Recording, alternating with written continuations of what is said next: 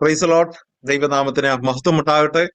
കാൽവരിനാഥ മിനിസ്ട്രിയുടെ പാടി സ്തുതിക്കാം എന്ന പ്രോഗ്രാമിന്റെ 115 എപ്പിസോഡിലേക്ക് വലിയവനായ ദൈവത്തിന്റെ മഹാദയാൽ നമുക്ക് കടന്നു വരുവാൻ ഇന്ന് രാത്രി ദൈവം കൃപ ചെയ്തതിനായിട്ട് നമുക്ക് ദൈവത്തെ സ്തുതിക്കാം. കഴിഞ്ഞ 2 ആഴ്ചകളില് മറ്റ് ചില തടസ്സങ്ങളാൽ കടന്നു വരുവാനായിട്ട് പങ്കെടുക്കുവാനായിട്ട് നമുക്ക് കഴിഞ്ഞില്ല. എന്നാൽ ഇന്ന് രാത്രിയിൽ വീണ്ടും കർത്താവിന്റെ സന്നിധിയിൽ നമുക്ക് ഒരുമിച്ചിരുന്നുകൊണ്ട് ചില അനുഭവങ്ങളും ഗാനങ്ങളും കേട്ട് ദൈവത്തെ സ്തുതിപ്പാൻ കർത്താവ് നമുക്ക് തന്നിരിക്കുന്ന ഈ സമയത്തെ ഓർത്ത് നമുക്ക് ദൈവത്തെ സ്തുതിക്കാം. വളരെ പ്രാർത്ഥനയോടെ ദൈവസന്നിധിയിൽ ഇന്ന് രാത്രി ആയിരിക്കാം. ദൈവം നമ്മെ അനുഗ്രഹിക്കട്ടെ. എല്ലാ പ്രിയപ്പെട്ടവരും ആദ്യോടന്തം പ്രാർത്ഥനയോടെ ഈ പ്രോഗ്രാമിൽ പങ്കെടുക്കുക. ഗാനങ്ങളും അതിന്റെ അനുഭവങ്ങളും കേട്ട് ദൈവത്തെ സ്തുതിപ്പാൻ, ദൈവവചനവും കേട്ട് ദൈവത്തെ മഹത്വപ്പെടുത്താൻ നമുക്കിടയാകട്ടെ. ഇതൊരു ആത്മീയ ശുശ്രൂഷയാണ്. പ്രാർത്ഥനയോടെ നമുക്ക് ആരംഭിക്കാം. കണ്ണുകളടച്ച് നമുക്ക് പ്രാർത്ഥിക്കാം. മഹാപരിശുദ്ധനായ ഞങ്ങളുടെ ദൈവമേ, സ്വർഗീയ പിതാവേ, ഇത്രത്തോളം അനുഗ്രഹീതമായ സമയത്തിനായിട്ട് ഞങ്ങൾ അങ്ങേ സ്തുതിക്കുന്നു.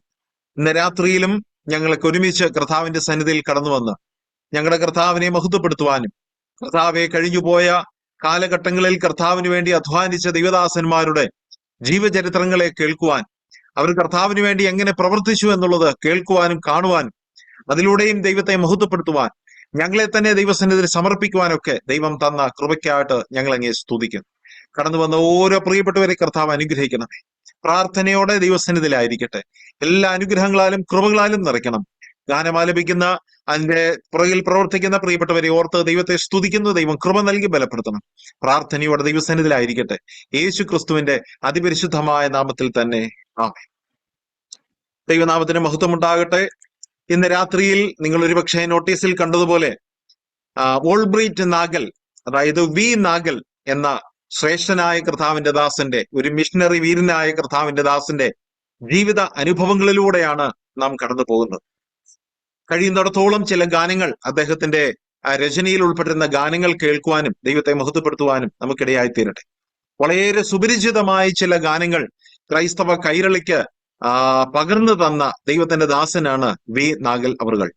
ഇന്ന് രാത്രിയിൽ നാം അദ്ദേഹത്തിന്റെ ഗാനങ്ങളെ കേൾക്കുമ്പോൾ, ഒരുപക്ഷെ അദ്ദേഹത്തിന്റെ ജീവിത ചരിത്രം നാം കേൾക്കുമ്പോൾ, നമ്മെ തന്നെ ദൈവകരങ്ങളിൽ സമർപ്പിച്ച് അല്പമായ ഉപകരണങ്ങൾ കൊണ്ട് നൽപ്പിഴുന്ന വേല ചെയ്യുന്ന ദൈവം നമ്മെയും ഉപയോഗിക്കേണ്ടതിന് വേണ്ടി പ്രാർത്ഥനയോടെ ദൈവസന്നിധിയിലായിരിക്കാം.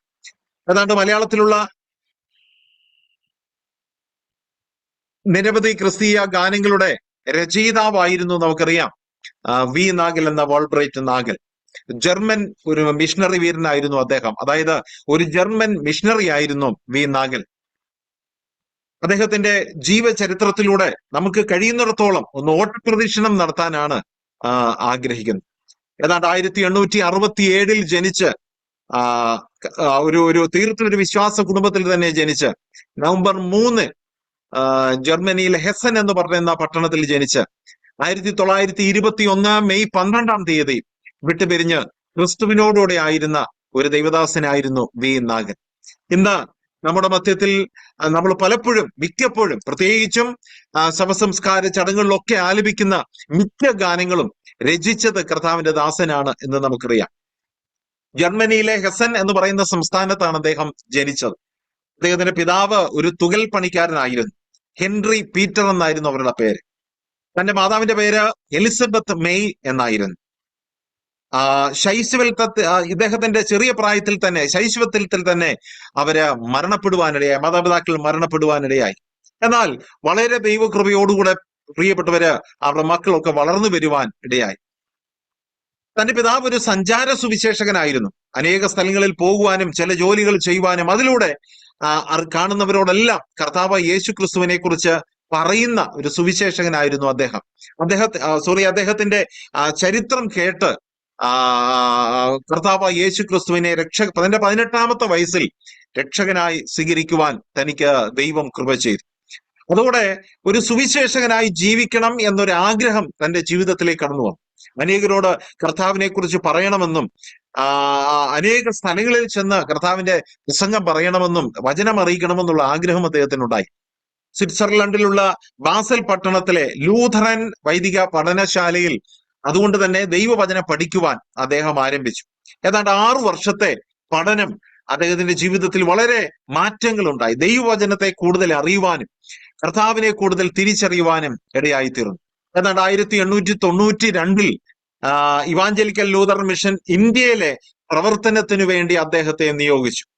ഇന്ത്യ എന്നുള്ളത് അദ്ദേഹത്തിന്റെ മനസ്സിൽ ആദ്യമൊക്കെ കടന്നു വന്നൊരു വിഷയമായിരുന്നുവെങ്കിലും ഇത്രമാത്രം ദൂരം കടന്നു വരിക എന്നുള്ളത് ആ കാലഘട്ടത്തിൽ നടക്കുമായിരുന്നില്ലെങ്കിലും ഇന്ത്യക്ക് വേണ്ടി പ്രാർത്ഥിച്ചുകൊണ്ടിരുന്നപ്പോൾ ഇവാഞ്ചലിക്കൽ ലൂതറൻ മിഷൻ അദ്ദേഹത്തെ ഇന്ത്യൻ പ്രവർത്തനത്തിന് വേണ്ടി, സുവിശേഷ പ്രവർത്തനത്തിന് വേണ്ടി, മിഷൻ പ്രവർത്തനത്തിന് വേണ്ടി അദ്ദേഹത്തെ ഏൽപ്പിച്ചു കൊടുത്തു.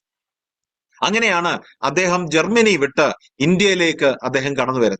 ഇന്ന് അദ്ദേഹത്തിന്റെ ചില ഗാനങ്ങളാണ് നാം കേൾക്കാനായിട്ട് പോകുന്നത്. അദ്ദേഹത്തിന്റെ ഗാനങ്ങളിൽ അനേക ഗാനങ്ങൾ നമുക്ക് സുപരിചിതമാണെങ്കിലും പ്രാരംഭമായിട്ടൊരു ഗാനം നമുക്ക് കേൾക്കാം. വളരെ ആരാധനാപൂർണമായ ഒരു ഗാനം, കർത്താവിനെ നാം സ്തുതിക്ക ഹേ ദൈവമക്കളെ എന്ന് തുടങ്ങുന്ന ഗാനങ്ങൾ. പല ഗാനങ്ങളും ഇംഗ്ലീഷിൽ അദ്ദേഹം എഴുതിയിട്ടുണ്ട്, അതുപോലെ തന്നെ മലയാളത്തിലും ഉണ്ട്. എങ്കിൽ പോലും ഇംഗ്ലീഷ് സ്റ്റൈലിലാണ് അദ്ദേഹത്തിന്റെ ഗാനങ്ങളൊക്കെ പോകുന്നത്. ഈ ഗാനത്തിന്റെ ചില ഇരടികൾ നമുക്ക് കേൾക്കാം. കർത്താവിന്റെ ദാസൻ ജെയിംസ് കൊടുന്തറ അവറുകൾ ഈ ഗാനം ആലപിക്കും. പ്രിയദാസനെ പ്രാർത്ഥനയോടെ ഈ ഗാനം ആലപിക്കുന്നതിനായിട്ട് ക്ഷണിക്കും.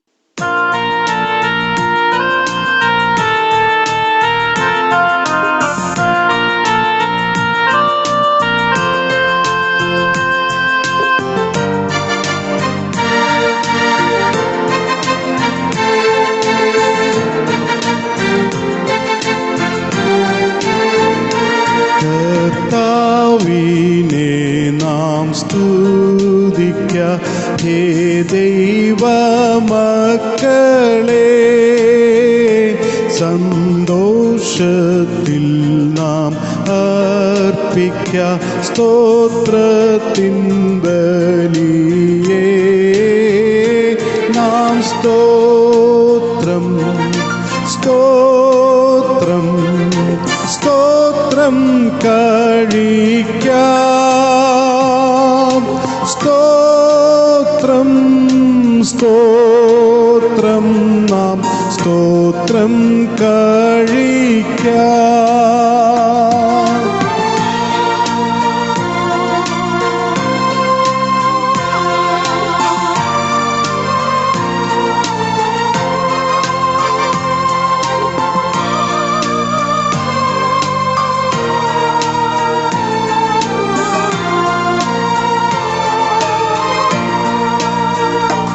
ഈ ലോകത്തിൻ ചിന്താകുലം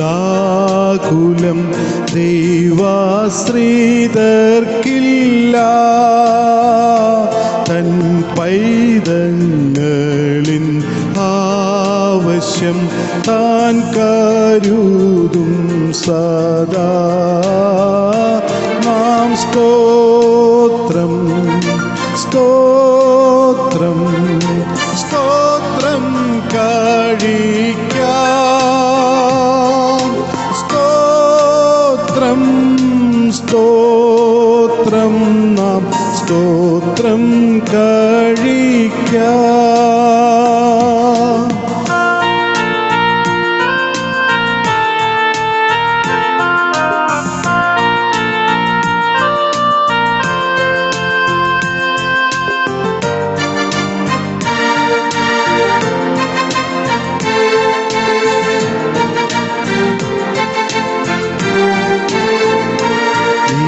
വിതയ്ക്കുന്ന കാലം നാം ചിലപ്പോൾ കരയും.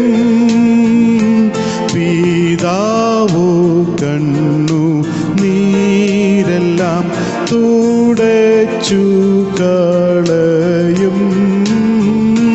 നാം സ്തോത്രം സ്തോത്രം സ്തോത്രം കഴിക്കാം. സ്തോത്രം സ്തോത്രം നാം സ്തോത്രം കഴിക്കാം.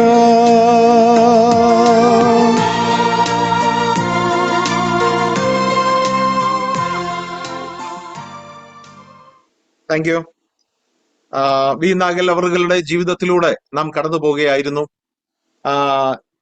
ഇവാഞ്ചലിക്കൽ ലൂതറൻ മിഷന്റെ ഒരു പ്രവർത്തകൻ എന്നുള്ള നിലയിൽ ഇന്ത്യയിലേക്ക് അദ്ദേഹത്തെ യാത്രയയക്കാന് ആ ടീം, ആ പ്രിയപ്പെട്ടവർ തീരുമാനിച്ചു. അന്ന് മുതൽ ഇന്ത്യ എന്ന് പറയുന്ന രാജ്യത്തിന് വേണ്ടി അദ്ദേഹം പ്രാർത്ഥിച്ചു. എങ്ങനെ, എവിടെ ഒന്നും അറിയില്ല. എങ്കിലും പ്രാർത്ഥനയിൽ ഓർത്തു. നീണ്ട യാത്ര അദ്ദേഹത്തിന് ചെയ്യേണ്ടിയിരിക്കുന്നു. ശാരീരികമായി ബുദ്ധിമുട്ടുകൾ ഉണ്ടാകാം. പുതിയ സ്ഥലത്ത് ചെല്ലുമ്പോഴുള്ള ആ ഭക്ഷണത്തിന്റെ, കാലാവസ്ഥയുടെ, വെള്ളത്തിന്റെ ഒരുപാട് പ്രയാസങ്ങൾ ഉണ്ടാകാം. പകർച്ചവ്യാധികളും അങ്ങനെയുള്ള ബുദ്ധിമുട്ടുകളും ഒക്കെ കടന്നു വരാം. എന്നാൽ അപ്പോഴും വി നാഗൽ അവറുകൾ മറ്റെല്ലാം മാറ്റിവെച്ച്, തന്റെ ജീവിതത്തിന്റെ സുഖവും സന്തോഷവും എല്ലാം മാറ്റിവെച്ച് ദൈവസന്നിധിയിൽ മുട്ടുമടക്കി, ദൈവമേ, ഇന്ത്യയിലേക്ക് ഞാൻ കടന്നു പോകുമ്പോൾ എന്റെ ജീവിതത്തെ ദൈവം ശക്തമായിട്ട് എടുത്ത് ഉപയോഗിക്കണം. അതിനുവേണ്ടി അദ്ദേഹം പ്രാർത്ഥിച്ചു. അങ്ങനെ ഒടുവിൽ ആ പ്രാർത്ഥനയുടെ വലിയൊരു നന്മ അനുഭവിച്ചുകൊണ്ട് അദ്ദേഹം കേരളത്തിലേക്ക് യാത്രയായി. ഏതാണ്ട് 1893 ഡിസംബർ മാസത്തിൽ അദ്ദേഹം കേരളത്തിലെത്തി. എന്ന് പറഞ്ഞാൽ നമ്മുടെ കണ്ണൂരിൽ അദ്ദേഹം എത്തി. ഒരു പുതിയ നാട്, ഒരു പുതിയ ദേശം, ജർമ്മൻ സ്റ്റൈൽ ഒന്നുമല്ല. ഒരു പുതിയ കോളനികള്, ഗ്രാമങ്ങള്, പുതിയ രീതിയിലുള്ള ആളുകൾ, പുതിയ ഭാഷ. അദ്ദേഹം അവിടെ കാലുകുത്തുകയാണ്. വാണിയംകുളം എന്ന് പറയുന്ന സ്ഥലത്തെ ഒരു ബാസൽ മിഷൻ കേന്ദ്രത്തിന്റെ ചുമതല ക്രമേണ അദ്ദേഹം ഏറ്റെടുത്തു. അവിടെ അനേക സ്കൂളുകളും വ്യവസായ സ്ഥാപനങ്ങളും അതിന്റെ നടത്തിപ്പുകള്, അതിന്റെ പണത്തിന്റെ ഉത്തരവാദിത്വം, അങ്ങനെയുള്ള അനേക കാര്യങ്ങൾ തന്നെ പരിമേൽപ്പിച്ചപ്പോൾ തന്റെ സ്വതന്ത്രമായ സ്വാതന്ത്ര്യത്തോടുകൂടിയുള്ള സുവിശേഷ പ്രവർത്തനത്തിന് അത് തടസ്സമാണെന്ന് അദ്ദേഹം തോന്നി. അദ്ദേഹത്തിന്റെ മനസ്സിൽ ഒരു ചിന്തയുണ്ടായി. ഈ ഉത്തരവാദിത്വങ്ങൾ എടുത്ത് ഒരു അക്കാഡമിക്കായിട്ട് ഇവിടെ ഇരുന്ന് എന്തെങ്കിലും ചെയ്യാനല്ല ഞാൻ ഇവിടെ കടന്നു വന്നത്. ഗ്രാമങ്ങൾ തോറും, വീടുകൾ തോറും പോകണം, അനേകരെ കാണണം, അവരോട് യേശുക്രിസ്തുവിനെ കുറിച്ച് പറയണം. അപ്പോൾ തന്റെ ഈ ഉത്തരവാദിത്വങ്ങളും ഈ ജോലികളും ഈ ഭാരവാഹിത്വം എല്ലാം തനിക്കൊരു വലിയ ഭാരമായിട്ട് തോന്നി. അതെല്ലാം മാറ്റിവെച്ച് സുവിശേഷ പ്രവർത്തനത്തിന് വേണ്ടി ഇറങ്ങുവാൻ അദ്ദേഹം ആലോചിച്ചു. അങ്ങനെ 3 വർഷത്തിന് ശേഷം ഒരു സ്വതന്ത്രമായ കർത്താവിന്റെ വേല ചെയ്യുന്നതിന് അദ്ദേഹം ആ മിഷൻ കേന്ദ്രത്തിന്റെ ഉത്തരവാദിത്വങ്ങളെല്ലാം ഉപേക്ഷിച്ച് പിന്നീട് ലൂതറൻ സഭയ്ക്ക് കീഴിലുള്ള തന്റെ എല്ലാ ഉത്തരവാദിത്വങ്ങളും, നമുക്കറിയാം ഇവാഞ്ചലിക്കൽ ലൂതറൻ മിഷൻ കേന്ദ്രമാണ് അദ്ദേഹത്തെ ഇവിടേക്ക് അയച്ചത്, അതിന്റെ കീഴിലുള്ള എല്ലാ ഉത്തരവാദിത്വങ്ങളും വിട്ട് പൂർണ്ണ സ്വതന്ത്രനായി കർത്താവിന്റെ വേലയ്ക്ക് വേണ്ടി അദ്ദേഹം ഇറങ്ങി പുറപ്പെടുവാനിടയായി. അങ്ങനെ കേരളത്തിൽ അദ്ദേഹം പ്രവർത്തനം ആരംഭിക്കുകയാണ്. കണ്ണൂരിൽ നിന്ന് കുന്നംകുളത്തേക്ക്, തൃശ്ശൂർ കുന്നംകുളത്തേക്ക് അദ്ദേഹം കടന്നു വന്നു. എങ്ങനെ പോകണം, എങ്ങോട്ട് പോകണമെന്ന് അറിഞ്ഞുകൂടാ. ഒരു കാളവണ്ടിയിലാണ് അദ്ദേഹം കടന്നു വരുന്നത്. തന്റെ കയ്യിൽ വലിയ പണമൊന്നുമില്ല. ഉള്ള പണം കാളവണ്ടിക്കാരന് കൊടുത്തിട്ട് പറഞ്ഞു, ഈ പണം എവിടെ വരെ കൊണ്ടെത്തിക്കാൻ പറ്റുമോ അവിടെ വിട്ടേക്കുക. കുന്നംകുളത്ത് അദ്ദേഹം ഇറക്കി വിട്ടു. കുന്നംകുളത്ത് ഇറങ്ങി നിൽക്കുകയാണ്. എങ്ങോട്ട് പോകണം, എന്ത് ചെയ്യണം, ഒരു പിടുത്തവുമില്ല. എങ്കിലും താൻ റോഡിലൂടെ നടന്നു തുടങ്ങി. കർത്താവേ, നീ ഒരു മാർഗം എനിക്ക് കാണിച്ചു തരണം. അപ്പോഴും തന്റെ ബലമായ ധൈര്യം, ദൈവവചനം ഒരു മാർഗം കാണിച്ചു തരും. അദ്ദേഹം എഴുതിയ ഗാനത്തിൽ അതുണ്ട്. നമുക്കറിയാം, വണ്ടർഫുൾ വേഴ്സ് ഓഫ് ലൈഫ് എന്ന് പറയുന്ന ഒരു ഗാനം, അതിന്റെ ഒരു മലയാള വിവർത്തനമാണ് യേശുവിൻ തിരുപാദത്തിൽ ഇരുന്നു കേൾക്ക നാം, തന്റെ വിശുദ്ധ വാക്യത്തിൽ നമ്മുടെ ജീവനാം, കേൾക്കുക നാം, കാണുക നാം ജീവന്റെ വാക്യങ്ങൾ. അതിൽ അദ്ദേഹം ഒരുപാട് ആത്മീയമായ പ്രചോദനം ഉൾക്കൊള്ളുന്ന കാര്യങ്ങൾ എഴുതിയിട്ടുണ്ട്. അദ്ദേഹം പറയാണ്, യേശുവിന്റെ തിരുപാദത്തിൽ ഇരുന്നാൽ മതി, ദൈവം വഴി നടത്തും. അങ്ങനെ ദൈവത്തിന്റെ ആ നടത്തിപ്പിലൂടെ കുന്നംകുളത്ത് വന്നിറങ്ങി അദ്ദേഹം മുമ്പോട്ട് നടന്നു നീങ്ങി. എന്ത് ചെയ്യണം ഒന്നും അറിഞ്ഞുകൂടാ. അവിടെ ഒരു പ്രാർത്ഥനാലയം കണ്ടു. അദ്ദേഹം തീരുമാനിച്ചു, ഒരു പ്രാർത്ഥനാലയമല്ലേ, അവിടേക്ക് കടന്നു പോകാം. അങ്ങനെ അദ്ദേഹം ആ പ്രാർത്ഥനാലയത്തിലേക്ക് പ്രവേശിച്ചു. എന്നാൽ അതിനോട് ചേർന്ന് തന്നെ ഈ ഗാനവും നമുക്കൊന്ന് കേൾക്കാം. യേശുവിൻ തിരുപാദത്തിൽ ഇരുന്നു കേൾക്കാം എന്ന് തുടങ്ങുന്ന ആ ഗാനത്തിന്റെ ചില വരികൾ കർത്താവിന്റെ ദാസിൽ നിന്ന് കേൾക്കാം. ആലപിക്കുന്നതിന് വേണ്ടി പ്രിയ സഹോദരനെ പ്രാർത്ഥനയോടെ ക്ഷണിക്കും.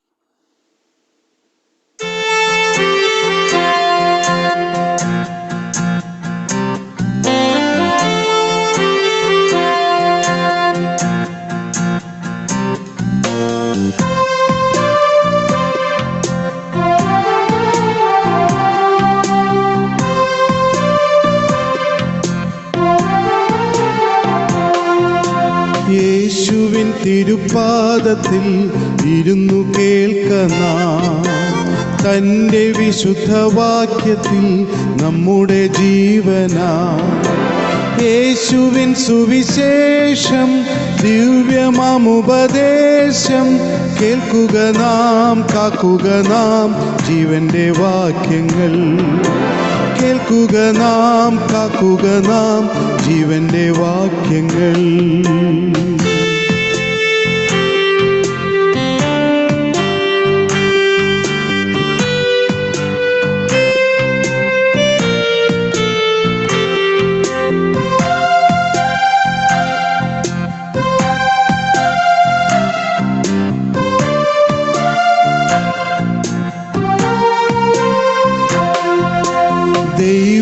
വചനം ജീവനും ശക്തിയുമാകയാ. ആത്മരക്ഷയുണ്ടേവനും ഉള്ളത്തിൽ കൈക്കൊണ്ട ആത്മമരണം മാറും, നീതിയിൽ അവൻ വാഴും. കേൾക്കുക നാം, കാക്കുക നാം ജീവന്റെ വാക്യങ്ങൾ. കേൾക്കുക നാം, കാക്കുക നാം ജീവന്റെ വാക്യങ്ങൾ.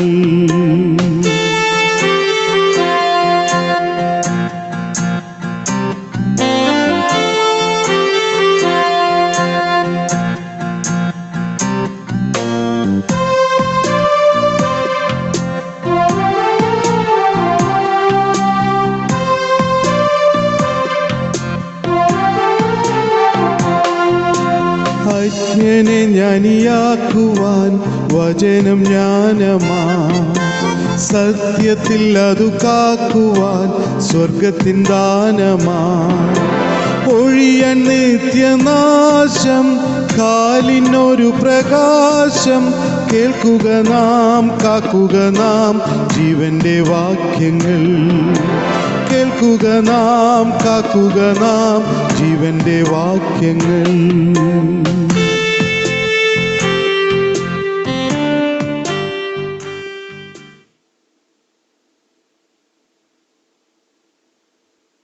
Thank you brother James Shah. അദ്ദേഹത്തിന്റെ ജീവ ചരിത്രത്തിലൂടെ നാം കടന്നു പോവുകയാണ്. ഓൾബ്രൈറ്റ് നാഗൽ കുന്നംകുളത്ത് എത്തിച്ചേർന്ന് ഒരു പ്രാർത്ഥനാലയം കണ്ട് അതിലേക്ക് കടന്നു. അവിടെ ചില ആളുകൾ കടന്നു വരികയും പ്രാർത്ഥിക്കുകയും ചെയ്യുന്ന ഒരു കേന്ദ്രമായി. പക്ഷേ വലിയൊരു പ്രശ്നം നേരിട്ടത് അവരോട് എങ്ങനെ സംസാരിക്കും? താൻ പറയുന്ന ഭാഷ അവർക്കറിയില്ല, അവര് പറയുന്ന ഭാഷ താങ്കൾക്കും അറിയില്ല. നമ്മൾ ഇന്ന് ചെയ്യുന്ന പോലെ ആഗ്യമൊക്കെ കാണിച്ച് എന്തെങ്കിലുമൊക്കെ കാണിക്കാം. പക്ഷെ അങ്ങനെയല്ല. ഇവിടെ ഒരു പ്രവർത്തനത്തിനായിട്ട് വരുമ്പോൾ ഈ ഭാഷ പഠിച്ചേ മതിയാകുകയുള്ളൂ. അദ്ദേഹം ദൈവസന്നിധിയിൽ ഇരുന്ന് പ്രാർത്ഥിച്ചു ഈ ഭാഷ പഠിക്കുവാനുള്ള ഒരു കഴിവിന് വേണ്ടി. പിന്നീട് അവിടെ ആ പ്രാർത്ഥനാലയം കേന്ദ്രമാക്കിക്കൊണ്ട് തന്നെ കുന്നംകുളത്തിന് ചുറ്റുപാടുമായി കർത്താവിന്റെ വേല ചെയ്യുവാൻ, തന്റെ മിഷൻ പ്രവർത്തനം ആരംഭിക്കുവാൻ താൻ ആഗ്രഹിച്ചു. അതിനോട് ചേർന്ന് തന്നെ മലയാള ഭാഷ പഠിക്കുവാൻ ആ നാട്ടുകാരായ ചില ആളുകളുടെ സഹായത്തോടെ അദ്ദേഹം പഠനം ആരംഭിച്ചു. എത്രയും പെട്ടെന്ന് വളരെ ചുരുങ്ങിയ കാലഘട്ടം കൊണ്ട് അദ്ദേഹം മലയാള ഭാഷ പഠിക്കുകയും പ്രത്യേകിച്ചും വായിക്കുവാനും എഴുതുവാനും പ്രസംഗിക്കുവാനും അദ്ദേഹം പഠിക്കുകയും മലയാളത്തിൽ പ്രസംഗിക്കുവാൻ ആരംഭിച്ചു. ആ കാലഘട്ടങ്ങളിൽ നാട്ടുകാരനല്ലാത്ത ഒരാൾ, ഒരു സായിപ്പ്, ഒരു വെളുത്ത മനുഷ്യൻ, ഒരു സായിപ്പ് വന്ന് തങ്ങളുടെ മലയാള ഭാഷയിൽ പ്രസംഗിക്കുന്നത് കേൾക്കുവാൻ അനേകർ കടന്നു വന്ന ആളുകളൊക്കെ അദ്ദേഹത്തെ കാണാനും അദ്ദേഹത്തിന്റെ മലയാളം കേൾക്കാനും ഒക്കെയാണ് കടന്നു വന്നതെങ്കിലും കുറച്ച് ഗാനങ്ങളും കുറച്ച് വചനവും അനുഭവങ്ങളും എല്ലാം കൂട്ടിച്ചേർത്ത് അദ്ദേഹം കർത്താവ് യേശു ക്രിസ്തുവിന്റെ സുവിശേഷം അവരോട് അറിയിച്ചു. അങ്ങനെ ക്രമേണ അനേക ആളുകൾ കർത്താവ് യേശു ക്രിസ്തുവിൽ വിശ്വസിക്കുവാനിടയായി. അവരെ ഒന്ന് ഒരുമിച്ച് കൂട്ടി ഒരു ബൈബിൾ ക്ലാസ് തുടങ്ങുവാൻ, ഒന്ന് പ്രാർത്ഥിക്കുവാൻ ആരംഭിച്ചു. അങ്ങനെ ആ പ്രദേശത്ത് അദ്ദേഹത്തിന് വലിയൊരു സ്വീകരണം, ഒരു സ്വാഗതം അദ്ദേഹത്തിന് ലഭിക്കുവാനിടയായി. അനേകര് നാഗിൽ സാഹിബിനോട് വളരെ അഭേദ്യമായൊരു സ്നേഹത്തിൽ തുടരുവാനിടയായി. കുന്നംകുളത്ത് മാത്രമല്ല, പിന്നീട് അതിന് ചുറ്റുപാടുമുള്ള പ്രദേശങ്ങളിലെല്ലാം നടന്ന് അദ്ദേഹത്തിന്റെ പ്രവർത്തനം ആരംഭിച്ചു. അന്ന് ആളുകൾ കൊടുക്കുന്ന ഭക്ഷണമൊക്കെ കഴിച്ച് എന്തു തന്നെ ആയിരുന്നാലും അവിടെയുള്ള വെള്ളം കുടിച്ച് മഴയും മഞ്ഞും വെയിലും ഒക്കെ സഹിച്ച് അവരൊരുമിച്ച് കർത്താവിന്റെ വേല ആരംഭിച്ചു. എന്നാൽ 1897 കുന്നംകുളത്ത് താമസിച്ച് കർത്താവിന്റെ വേല ചെയ്യുമ്പോൾ തന്നെ ഹാരിയറ്റ് മിച്ചൽ എന്ന ഒരു ആംഗ്ലോ ഇന്ത്യൻ സഹോദരിയെ തന്റെ ജീവിത പങ്കാളിയായിട്ട് സ്വീകരിച്ചു. അവര് പ്രിയ സഹോദരിയും ഇവിടെ ഒരു തരത്തിൽ മിഷൻ പ്രവർത്തനവുമായിട്ടൊക്കെ കടന്നു വന്നതാണ്. അവരുടെ ആ കാഴ്ചപ്പാടും അവരുടെ ആ സമർപ്പണവും അവരുടെ ആ സുവിശേഷത്തിന് വേണ്ടിയുള്ള, കർത്താവിന് വേണ്ടി ചിലത് ചെയ്യുവാനുള്ള ആ സമർപ്പണമൊക്കെ കണ്ട് ദൈവസന്നിധിയിൽ പ്രാർത്ഥനയോടെ തന്റെ ജീവിത സഖിയായിട്ട് അവരെ സ്വീകരിച്ചു. പിന്നീട് അവർ ഒരുമിച്ചാണ് കർത്താവിന്റെ വേലയിലേക്ക് ഇറങ്ങി പുറപ്പെടുവാനിടയായത്. അവരൊരുമിച്ച് പോകുമ്പോൾ പ്രതിസന്ധികൾ വളരെ ഉണ്ടാകും, ബുദ്ധിമുട്ടുകൾ വളരെ കടന്നു വരും. താമസിക്കുവാനുള്ള സ്ഥലത്തിന്റെ ബുദ്ധിമുട്ട്, യാത്ര ചെയ്യുന്നതിന്റെ ബുദ്ധിമുട്ട്, ഭക്ഷണത്തിന്റെയും വെള്ളത്തിന്റെയും ബുദ്ധിമുട്ട്, ശാരീരികമായി ബുദ്ധിമുട്ട്. പക്ഷേ അതൊന്നും അവരെ അലട്ടിയിരുന്നില്ല. അവരുടെ ആത്മീയ ശുശ്രൂഷയ്ക്ക് ഒരു തടസ്സമായിരുന്നില്ല. തന്റെ വിവാഹത്തിന് ശേഷം ചില നാളുകൾ നീലഗിരി എന്ന് പറയുന്ന സ്ഥലത്ത്, ഇന്നത്തെ നീലഗിരി എന്ന് പറയുന്ന സ്ഥലത്ത് അദ്ദേഹം ചെന്ന് താമസിച്ചു. അന്നാണ് മറ്റൊരു ബ്രദറൻ മിഷണറി ആയിരുന്ന ഹാർലി ബേർഡുമായി അദ്ദേഹം ഒരു സായിപ്പായിരുന്നു, ഒരു മിഷണറി ആയിരുന്നു. അദ്ദേഹവുമായിട്ട് പരിചയപ്പെടുകയും ഒരുപാട് കാര്യങ്ങൾ അങ്ങോട്ടും ഇങ്ങോട്ടും മനസ്സിലാക്കുകയും അവർ ഒരുമിച്ച് പഠിക്കുകയും ചെയ്യാനായിട്ട് ഇടയാ. അദ്ദേഹം സ്നാനത്തെക്കുറിച്ചൊക്കെ പഠിപ്പിച്ചു, ഹാർലി ബേർഡ് എന്ന് പറയുന്ന ദൈവദാസൻ. അതനുസരിച്ച് നാഗിലും തന്റെ ഭാര്യയും ആ സമർപ്പണത്തിൽ മുതിർന്ന സ്നാനം ഏൽക്കുകയും പിന്നീടാണ് പൂർണ്ണമായിട്ടും ഒരു ബ്രദറൻ സഭയോട് ചേർന്ന് അദ്ദേഹം പ്രവർത്തിക്കുവാൻ ആരംഭിക്കുകയും ചെയ്തത്. ഒരു പുതിയ ജീവിതം, മാനസികമായിട്ടാണെങ്കിലും ആത്മീയമായിട്ടാണെങ്കിലും വിവാഹ ജീവിതത്തിലേക്ക് പ്രവേശിച്ചു എന്നൊരു സന്തോഷവും അതൊരു പുതിയ ജീവിതമായിരുന്നു. എന്നാൽ ഇപ്പോൾ ഒരു മുതിർന്ന വിശ്വാസ സ്നാനം സ്വീകരിച്ച് കർത്താവിന്റെ കൽപ്പന അനുസരിച്ച് ഒരുമിച്ച് സന്തോഷത്തിന് പോകുന്ന ഒരു അനുഭവം. അവര് തമ്മിൽ വളരെ സ്നേഹത്തോടെ പെരുമാറി. അവര് തമ്മിൽ മാത്രമല്ല, തങ്ങളുടെ മുമ്പിൽ വരുന്ന ആളുകളുമായിട്ട് അഭേദ്യമായൊരു സ്നേഹം. ആ സ്നേഹത്തിലാണ് നാട്ടുകാരായ ആളുകൾ ചുരുക്കം പറഞ്ഞാൽ ആകൃഷ്ടരായി വീണുപോയത്. അവരോട് സ്നേഹത്തോടെ ഇടപെടുവാനും അവരോട് സ്നേഹത്തോടെ പെരുമാറുവാനുമുള്ള ഒരു ദൈവിക കൃപയുണ്ടായിരുന്നു. ഒരുപക്ഷെ ആ കാലഘട്ടത്തിലായിരിക്കാം അദ്ദേഹം ഒരു ഗാനം എഴുതിയത്, സ്നേഹത്തിന് ഇടയനാം യേശുവേ, വഴിയും സത്യവും നീ മാത്രമേ, നിത്യമാം ജീവനും ദൈവപുത്ര നീ അല്ലാതെ ആരുമില്ല. ബാക്കി എഴുതിയിരിക്കുന്നത്, യേശുനാഥ ഞങ്ങൾക്ക് നീ അല്ലാതെ ആരുമില്ല. വിശുദ്ധ തിരുവെഴുത്തിൽ യോശുവ പറയുന്നുണ്ട്, ഞാനും എന്റെ കുടുംബവും ഞങ്ങൾക്ക് കർത്താവെ അങ്ങല്ലാതെ മറ്റാരുമില്ല. പ്രിയ കർത്താവിന്റെ ദാസൻ വി നാഗൽ ഒരു കുടുംബ ജീവിതത്തിലേക്ക് പ്രവേശിച്ച് ഒരു സ്നാനത്തിന്റെ കൽപ്പനകളൊക്കെ അനുസരിച്ച് ഒരു പുതിയ ആത്മീയ ഭൗമിക കുടുംബ ജീവിതം ആരംഭിച്ചപ്പോൾ ദൈവസന്നിധിയിൽ സമർപ്പിച്ചൊരു കാര്യം, കർത്താവെ ഞങ്ങൾക്ക് അങ്ങല്ലാതെ ആരുമില്ല. ആ അർത്ഥം വരുന്ന ആ ഗാനം, സ്നേഹത്തിന് ഇടയനാം യേശുവേ എന്ന ഗാനത്തിന്റെ ചില വരികളൂടെ കർത്താവിന്റെ ദാസിൽ നിന്ന് കേട്ടിട്ട് വീണ്ടും ഈ അനുഭവത്തിലൂടെ നമുക്ക് കടന്നു പോകാം. ആലപിക്കുന്നതിന് വേണ്ടി ദൈവദാസനെ ക്ഷണിക്കും.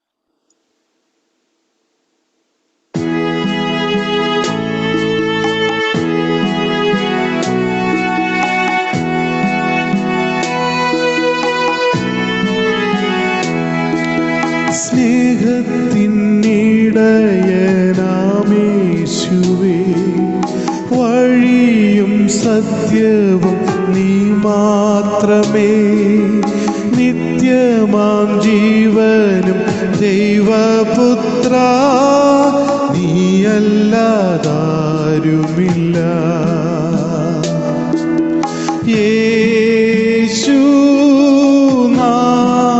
യേശുനാഥ ഞങ്ങൾക്കു നീയല്ലാതാരുമില്ല. യേശുനാഥ നീയല്ലാതാരുമില്ല.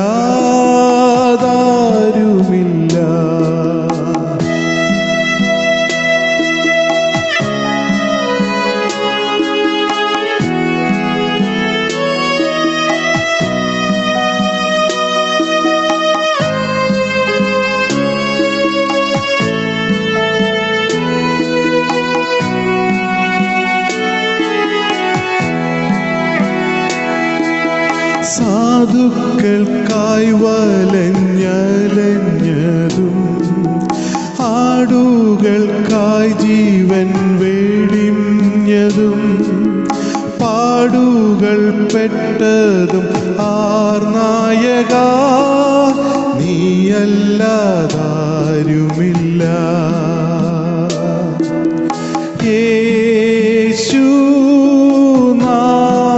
യേശുനാഥ ഞങ്ങൾക്കു നീയല്ലാതാരുമില്ല.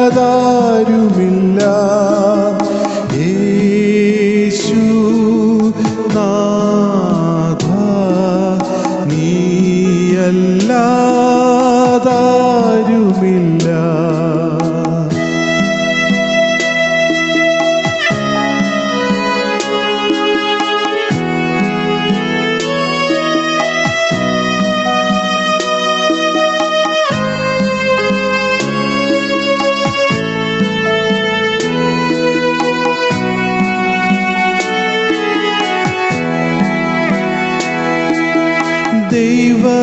ദൈവമഹത്വത്തിൽ താൻ വരുമ്പോൾ ജീവകിരീടത്തെ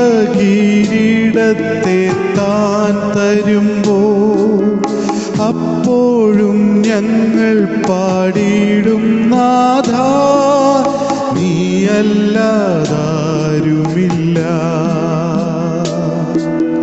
യേശുനാഥ, ഞങ്ങൾക്കു നീയല്ലാതാരുമില്ല. യേശുനാഥ, നീയല്ലാതാരുമില്ല.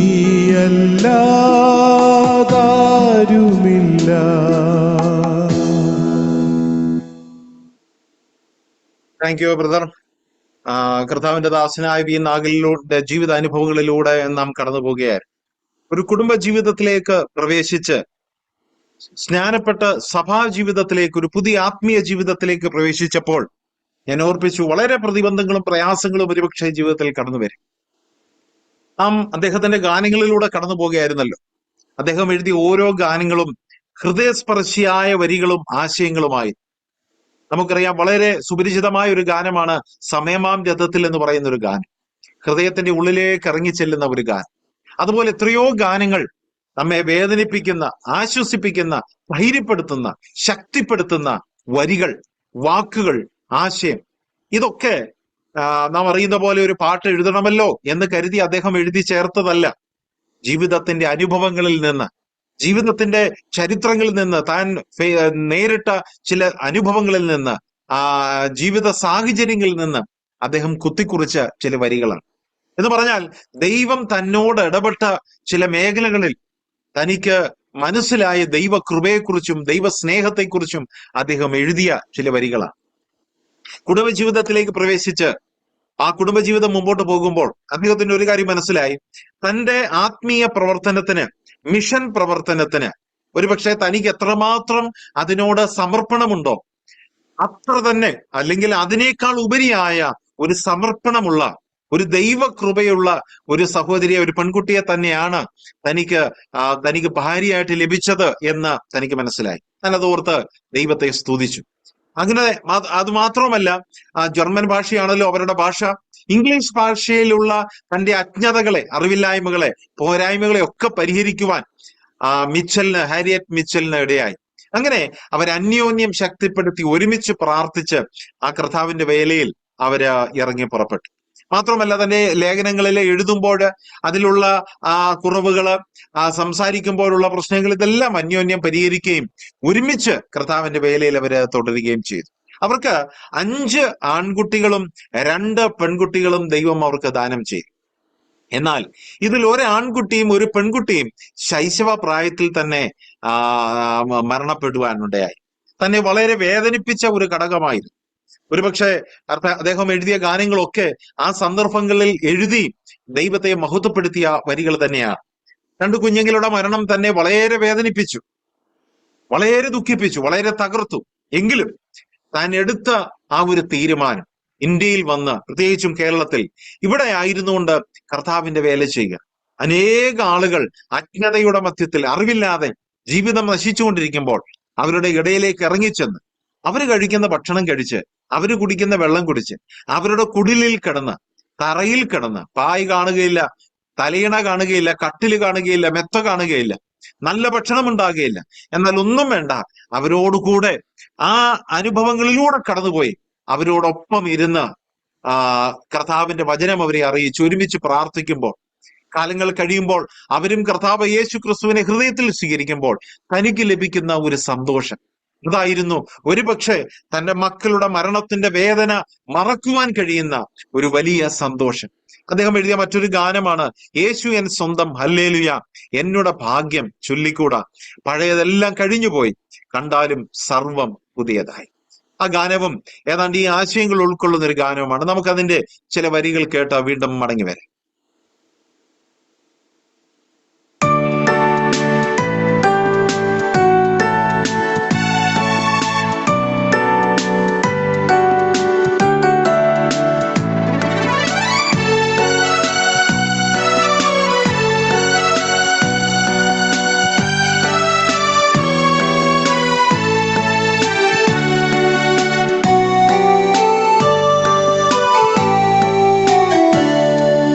യേശു എൻ സ്വന്തം ഹല്ലേലൂയ,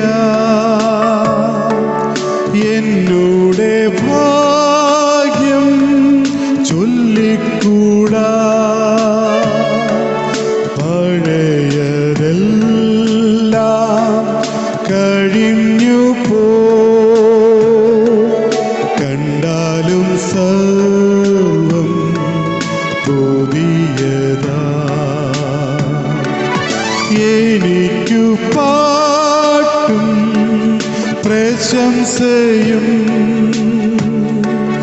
ദൈവകുഞ്ഞാടും തൻ കുരിശും. എനിക്കു പാട്ടും പ്രശംസയും ദൈവകുഞ്ഞാടും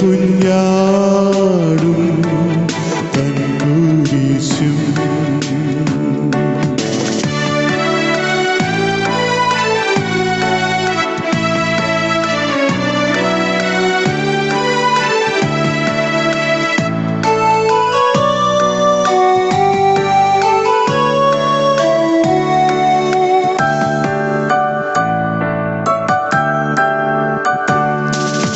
യേശു എൻ സ്വന്തം, ഹല്ലേലൂയ. തീർന്നു എന്നാദ്യം, നീങ്ങി എൻ ഇരുട്ടിൻ പാശം അറുത്തു ജീവപ്രകാശം കാണുന്നു ഞാൻ. എനിക്കു പാട്ടും പ്രശംസയും ദൈവകുഞ്ഞാടും തൻ കുരിശും. എനിക്കു പാട്ടും പ്രശംസയും ദൈവകുഞ്ഞാടും തൻ കുരിശും.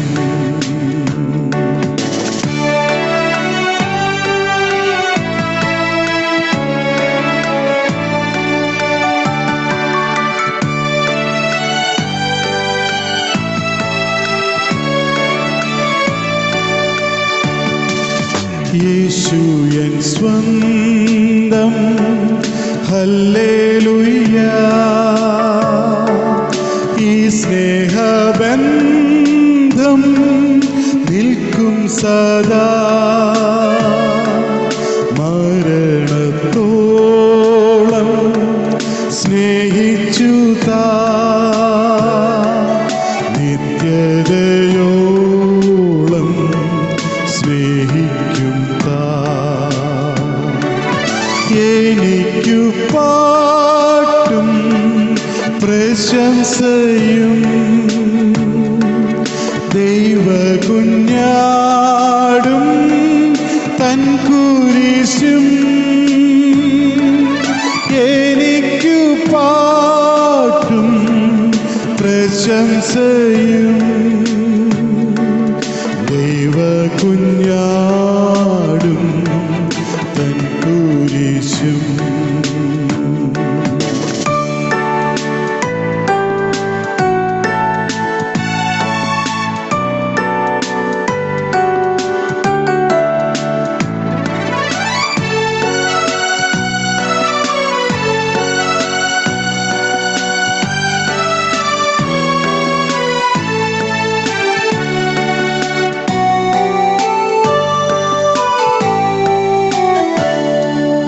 യേശു എൻ സ്വന്തം, ഹല്ലേലൂയ. ഞാൻ നിൻ സമ്പാദ്യം, എൻ രക്ഷകാ. നീ എൻ കർത്താവും സ്നേഹിതനും ആത്മഭർത്താവും സകലവും. എനിക്കു പാട്ടും പ്രശംസയും ദൈവകുഞ്ഞാടും തൻ കുരിശും. എനിക്കു പാട്ടും പ്രശംസയും ദൈവകുഞ്ഞാടും തൻ കുരിശും.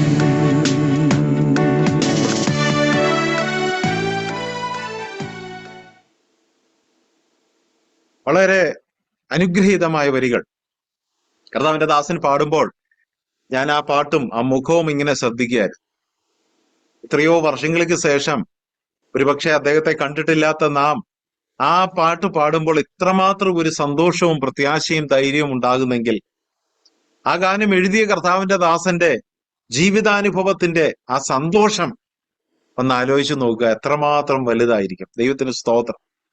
തന്റെ ജീവിതത്തിന്റെ യാത്രയിൽ തന്റെ 2 മക്കളുടെ മരണത്തിന് മുമ്പിൽ പോലും പതറിപ്പോകാതെ ഈ പ്രവർത്തനമൊക്കെ നിർത്തി എന്നാൽ മടങ്ങിയേക്കാം എന്ന് ചിന്തിക്കാതെ അദ്ദേഹം വീണ്ടും മുമ്പോട്ട് പോയി. സ്വാഭാവികമായിട്ടും നമുക്കറിയാം, നമ്മുടെ പ്രവർത്തനത്തിൽ പുതിയൊരു ജോലിയിൽ, പുതിയൊരു മേഖലയിൽ, പുതിയൊരു ആരംഭം നാം ചെയ്യുമ്പോൾ എന്തെങ്കിലും മൈനസുകൾ സംഭവിച്ചാൽ ഇത് നടപടിയാവില്ല എന്ന് മനസ്സിലാക്കി അത് നിർത്തി അവസാനിപ്പിച്ച് വേറെ പണി നോക്കാം എന്ന് ചിന്തിക്കുന്ന ഒരു അനുഭവം നമ്മുടെയൊക്കെ ജീവിതത്തിൽ ഉണ്ടാകാം. കാരണം തുടങ്ങുമ്പോൾ തന്നെ നെഗറ്റീവാണ് സംഭവിച്ചത്, അതുകൊണ്ട് ഇത് വേണ്ട എന്ന് ചിന്തിക്കുന്നു. പക്ഷേ കർത്താവിന്റെ ദാസന്റെ ജീവിതാനുഭവങ്ങളിൽ തന്റെ മക്കളുടെ മരണത്തിൽ പോലും പിന്മാറാതെ, ദൈവത്തിന് സ്തോത്രം, അവരൊരുമിച്ച് കൈ കോർത്ത് പിടിച്ചു മുമ്പോട്ട് പോകാനുള്ള അവരുടെ ഒരു സമർപ്പണം. നാം ഈ ജീവിതാനുഭവങ്ങളിലൂടെ കടന്നു പോകുമ്പോൾ ചില കാര്യങ്ങൾ നമ്മുടെ ജീവിതത്തിൽ ഒരു വലിയ വെല്ലുവിളിയായി തീരണം. അദ്ദേഹത്തിന്റെ ലൈഫ് കേട്ട് പോവുകയല്ല, ചില ഗാനങ്ങൾ കേട്ട് പോവുകയല്ല, നമ്മുടെ ജീവിതത്തിലും ആ ഒരു പ്രത്യാശ, ആ ഒരു വിശ്വാസം, ഉറപ്പ്, ആ ഒരു സ്വഭാവം ഉണ്ടാകണം. അങ്ങനെയെങ്കിൽ നമ്മെയും ദൈവം ഈ കാലഘട്ടത്തിൽ എടുത്ത് ഉപയോഗിക്കും, അതിന് യാതൊരു സംശയവുമില്ല. കുന്നംകുളത്തിന് ചുറ്റുപാടും അദ്ദേഹം പ്രവർത്തനം ആരംഭിച്ച് പല മേഖലകളിൽ ചെന്ന് അനേകരെ സുവിശേഷം പറഞ്ഞ് കർത്താവിങ്കിലേക്ക് നയിക്കുവാൻ അദ്ദേഹത്തിനിടയായി. ഒരു സ്ഥലത്തൊരു സ്ഥലം സഭ രൂപീകരിക്കപ്പെട്ട് കഴിഞ്ഞാൽ അത് ഒരു ചുമതലപ്പെട്ട ഒരു വ്യക്തിയെ ഏൽപ്പിച്ച ശേഷം അദ്ദേഹം മറ്റൊരു സ്ഥലത്തേക്ക് പോകുക എന്നുള്ളതായിരുന്നു അദ്ദേഹത്തിന്റെ ഒരു രീതി. അതുകൊണ്ട് തന്നെ അവിടെ ഒരു പ്രാർത്ഥനാലയം ഉണ്ടായിരുന്നു. അനേക ആളുകൾ അവിടെ കർത്താവിനെ അറിയുകയും അവരെ ഒരുമിച്ച് കൂട്ടി അവിടെ ഒരു പ്രാർത്ഥന മീറ്റിംഗ് ആരംഭിക്കുകയും ചെയ്ത് ചുമതല ഒരാളെ ഏൽപ്പിച്ച് അടുത്ത സ്ഥലത്തേക്ക് യാത്ര ചെയ്യുവാൻ അവര് ആരംഭിച്ചു. അങ്ങനെ 1899 തന്റെ ഏകദേശം 32ാമത്തെ വയസ്സിൽ കുന്നംകുളത്ത് നിന്ന് അദ്ദേഹം ഏകദേശം 32 കിലോമീറ്റർ അകലെയുള്ള പറവൂർ എന്ന് പറയുന്ന സ്ഥലത്തേക്ക് തന്റെ പ്രവർത്തനവും താമസവും അവരൊരുമിച്ച് മാറ്റി. തന്റെ കുഞ്ഞുങ്ങളും തന്റെ ഭാര്യയുമായിട്ട് അവർ യാത്ര ചെയ്തു. 7 കുഞ്ഞുങ്ങളായിരുന്നു, നമുക്കറിയാം. 2 പേരും മരണപ്പെട്ടു. ആ 5 മക്കളുമായിട്ട് അവരവിടേക്ക് യാത്രയായി. ഒരുപാട് പ്രയാസങ്ങളുണ്ട്. പുതിയ സ്ഥലത്തിൻ്റെതായ കാര്യങ്ങൾ ഞാൻ ആദ്യം ഓർപ്പിച്ചതുപോലെ പല കാര്യങ്ങളുണ്ട്. എന്നാൽ അതൊന്നും വകവെക്കാതെ അവര് പരവൂർ എന്ന് പറയുന്ന സ്ഥലത്തേക്ക് കടന്നു വന്നു. ഇതിനോടകം അദ്ദേഹം ഒരു അറിയപ്പെടുന്ന ഒരു സുവിശേഷ പ്രഭാഷകനും ഒരു അധ്യാപകനും വചന അധ്യാപകനും ഒക്കെ ആയി തീർന്നു. അതുകൊണ്ട് തന്നെ ധാരാളം കൺവെൻഷനുകളിൽ അദ്ദേഹത്തെ പ്രസംഗിക്കാനായിട്ട് വിളിച്ചു. കേരളത്തിന്റെ അങ്ങോളം ഇങ്ങോളമുള്ള അനേക സ്ഥലങ്ങളിൽ ചെന്ന് സുവിശേഷം പ്രസംഗിപ്പാൻ അദ്ദേഹത്തിനിടയായി. ഒരുപക്ഷെ എന്നെ കേൾക്കുന്ന അനേക പ്രിയപ്പെട്ടവരുടെ പിതാക്കന്മാരൊക്കെ ആ കൺവെൻഷനുകളിൽ ഇരുന്ന് ദൈവവചനം കേൾക്കുവാനുള്ള ഒരു ഭാഗ്യം ഒരുപക്ഷെ അവർക്കുണ്ടായെന്നിരിക്കാം. അങ്ങനെ അനേക സ്ഥലങ്ങളിൽ സുവിശേഷം പ്രസംഗിക്കുവാനായിട്ട് അദ്ദേഹം കടന്നുപോയി. അത് ഇംഗ്ലീഷിലാണെങ്കിലും മലയാളത്തിലാണെങ്കിലും ഗാനങ്ങൾ പാടാനാണെങ്കിലും എല്ലാം അവർ ഒരുമിച്ച് നിന്ന് കർത്താവിന്റെ വേല ചെയ്തു.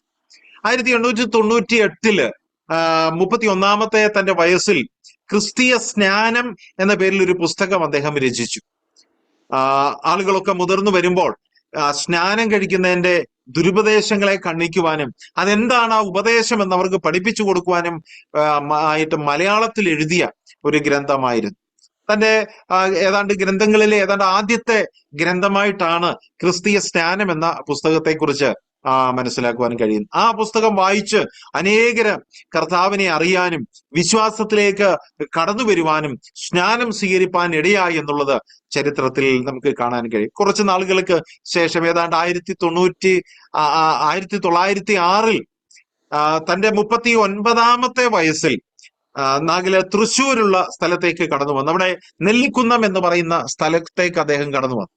പരമ്പൂര് പ്രവർത്തിച്ച് ചില നാളുകൾ പ്രവർത്തിച്ച് അവിടെയും അനേകരെ കർത്താവിലേക്ക് നയിച്ച് അവിടുത്തെ ചുമതലയൊക്കെ ഓരോ സഹോദരങ്ങളെ ആ പ്രസ്തുത സ്ഥലത്തെ ചുമതലപ്പെട്ടവരെ ഏൽപ്പിച്ച് പിന്നെയും അടുത്ത സ്ഥലത്തേക്ക് തൃശ്ശൂരേക്ക് കടന്നു വന്നു. അവിടെ നെല്ലിക്കുന്നം എന്ന് പറയുന്ന സ്ഥലത്തേക്ക് കടന്നു വരികയും അവിടെ കുറെ സ്ഥലം അദ്ദേഹം പണം കൊടുത്തു വാങ്ങി ഒരു അനാഥശാലയും ഒരു വിധവാ മന്ദിരവും വിധവകളെ ശുശ്രൂഷിക്കുന്ന ഒരു കേന്ദ്രവും അദ്ദേഹം ആരംഭിച്ചു. അതിന് അദ്ദേഹം രഹബോത്ത് എന്ന പേരിട്ടു. ഇന്നും ആ സ്ഥാപനം അവിടെയുണ്ട്. അനേക ആളുകൾ ദൈവവചനം പഠിക്കുന്ന രഹബോത്ത് തിയോളജിക്കൽ ഇൻസ്റ്റിറ്റ്യൂട്ട് എന്ന നിലയിൽ ഒരു ദൈവ പഠനശാല, വചന പഠനശാല ഇന്നും അവിടെയുണ്ട്. അതുപോലെ തന്നെ ആരുമില്ലാത്ത അശരണരായ അനേക മാതാപിതാക്കൾക്കൊരു ആശ്രയമായി ആ വിധവാ മന്ദിരവും അനാഥാലയവും ഇപ്പോഴും അവിടെ പ്രവർത്തിക്കുന്നു.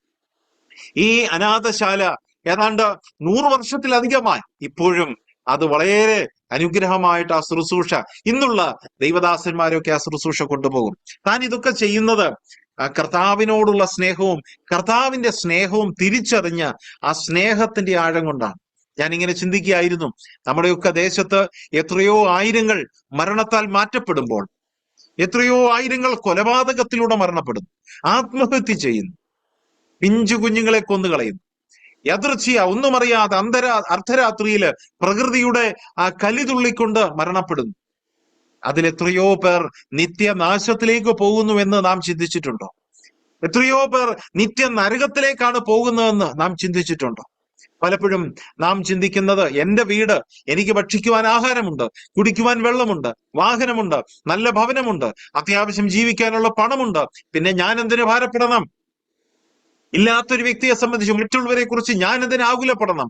എന്റെ മക്കൾ, എന്റെ കുടുംബം. സഹോദരങ്ങളെ, അങ്ങനെ ആയിരുന്നില്ല ഒരു കാലഘട്ടത്തിൽ കർത്താവിന്റെ ദാസൻ വി നാഗലിനെ പോലെയുള്ള അനേക ദൈവദാസന്മാർ ഈ കേരളത്തിൽ കടന്നു വന്ന് ചെയ്തത്. അവരുടെ ജീവിതത്തിന്റെ സന്തോഷവും സമാധാനവും സുഖങ്ങളെല്ലാം ത്യജിച്ച്, അവരുടെ ദേശവും വിട്ട്, ആ സന്തോഷവും ഉന്നതിയെല്ലാം കളഞ്ഞ് നമ്മുടെ നാട്ടിൽ വന്ന് ഈ ചള്ളയിലും ചെളിയിലും ഈ ഇല്ലായ്മയിലും കഷ്ടതയിലും ഈ വേദനയിലും പകർച്ചവ്യാധികളിലും അന്ന് പടർന്നു പിടിച്ച അനേകം രോഗങ്ങളിലൂടെയും അവരും അകപ്പെട്ടിരുന്നു, അവരും വേദനപ്പെട്ടിരുന്നു, അവർക്കും പ്രതിസന്ധികളുണ്ടായിരുന്നു. അതിലൂടെയും അവരിന്ന് നടന്നു നീങ്ങുമ്പോൾ തന്റെ മുമ്പിൽ വരുന്ന ആളുകളോട് വയ്യാത്ത നാവുകൊണ്ട്, കഴിവില്ല എങ്കിലും വേച്ചാണെങ്കിലും വിക്കിയാണെങ്കിലും യേശു ക്രിസ്തുവിനെ കുറിച്ച് അവർ പറഞ്ഞത് തങ്ങൾക്കൊന്നും ഈ ലോകത്തിൽ നേടാനായിരുന്നില്ല, മറിച്ച് കർത്താവ് യേശു ക്രിസ്തുവിന്റെ ക്രൂശിലെ സ്നേഹം, കർത്താവ് യേശു ക്രിസ്തു പഠിപ്പിച്ച ആ വലിയ ഉത്തരവാദിത്വം, ആ കാണിച്ചു തന്ന സ്നേഹം, നിങ്ങൾ ഭൂലോകത്തിലൊക്കെയും പോയി സകല സൃഷ്ടിയോടും ഇത് പറവീൻ. കർത്താവ് നമ്മളോട് പറഞ്ഞ അതാണ്, ഞാൻ നിങ്ങളോട് കൂടെയുണ്ട്, ലോകാവസാനത്തോളം ഉണ്ട്. ഇതറിയാത്ത ആളുകളോട് പറയുന്ന ഒരു സമർപ്പണമായിരുന്നു അവരുടെ. സമൂഹത്തിലെ അശരണരായിരുന്നവരെ ചേർത്ത് പിടിക്കുവാൻ. പ്രിയപ്പെട്ടവരെ, നമുക്കത് കഴിയുന്നുണ്ടോ? ഭക്ഷണം കഴിക്കാത്തവർക്ക് ഒരു നേരത്തെ ഭക്ഷണം കൊടുക്കുവാൻ, വസ്ത്രമില്ലാത്തവർക്ക് നമ്മുടെ ഒരു വസ്ത്രം കൊടുക്കുവാൻ, ഒരുപക്ഷെ പണം കൊടുക്കുവാൻ, ഒന്ന് ചേർത്ത് പിടിക്കുവാൻ. പല പ്രിയപ്പെട്ടവരും യുവാക്കന്മാരൊക്കെ പറയുന്നത് കേട്ടിട്ടുണ്ട്, എന്നെ ഒന്ന് ചേർത്ത് പിടിച്ച് എന്റെ മൂർധാവിലൊന്ന് ചുംബിച്ച് എന്റെ പുറത്തൊന്ന് തട്ടിയിട്ട്, സാരമില്ല മകനെ, സാരമില്ല മകളെ, പ്രശ്നം മാറും, ഇതൊക്കെ മാറും, ഒരു സന്തോഷമുണ്ടാകുമെന്ന് ഒരാളെങ്കിലും പറഞ്ഞിരുന്നെങ്കിൽ എന്റെ ജീവിതം എന്നേ നന്നാകുമായിരുന്നു, ഞാൻ ഇങ്ങനെ ചെയ്യുമായിരുന്നില്ല. ആത്മഹത്യ ചെയ്യുന്ന ആളുകളൊക്കെ പറയും, എന്നെ ഒന്ന് ആശ്വസിപ്പിക്കാൻ ഒരാളുണ്ടായിരുന്നെങ്കിൽ, എന്നെ ഒന്ന് ധൈര്യപ്പെടുത്താൻ ഒരാളുണ്ടായിരുന്നെങ്കിൽ എനിക്കിത് സംഭവിക്കുകയില്ലായിരുന്നു. ഞാൻ ചോദിക്കട്ടെ, ദൈവദാസന്മാരെ, ദൈവപ്രിയപ്പെട്ടവരെ, ദൈവമക്കളെ, ഇത് ആരുടെ ഉത്തരവാദിത്വമാണ്? ഒരു കാലഘട്ടത്തിൽ ദൈവത്തിന്റെ മിഷണറിമാർ, കർത്താവിന്റെ ദാസന്മാർ ഇവിടെ വന്ന് ചെയ്തതും അതാണ്. അവർക്കുള്ളതെല്ലാം വിറ്റ് ഇവിടെ വന്ന് കർത്താവിന് വേല ചെയ്യപ്പോൾ അവരെ ചേർത്ത് പിടിച്ചു, ആ സ്നേഹം അവരിലേക്ക് പകർന്നു. ഇന്നത് ചെയ്യേണ്ടത് നാം ഓരോരുത്തരുമാണ്, നമ്മുടെ കർത്തവ്യമാണ്. മറ്റുള്ളവരെ ചേർത്ത് പിടിക്കുക. നാം ആയിരിക്കാൻ പോകുന്ന ആ സ്വർഗത്തിലെ സന്തോഷം അവരും അറിയട്ടെ, അവരും അവിടേക്ക് കടന്നു വരട്ടെ.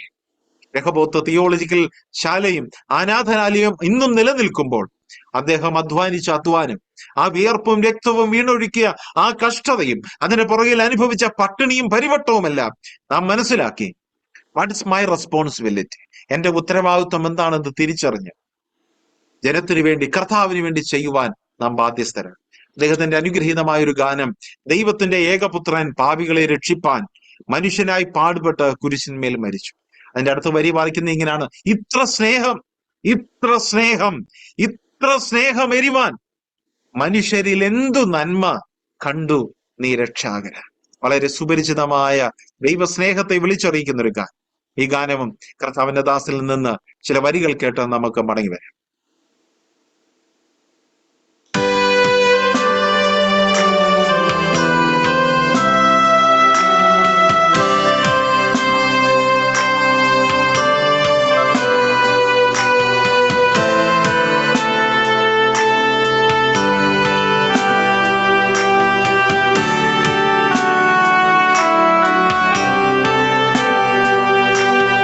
ദൈവത്തിൻ്റെ ഏകപുത്രൻ പാപികളെ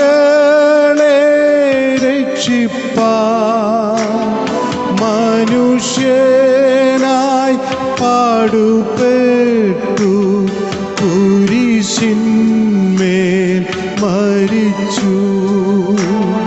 മനുഷ്യനായി പാടുപെട്ടു കുരിശിന്മേൽ മരിച്ചു. ഇത്ര സ്നേഹം, ഇത്ര സ്നേഹം, ഇത്ര സ്നേഹം എരിവാൻ മനുഷ്യരിൽ എന്തു നന്മ കണ്ടു നീ രക്ഷകരാ.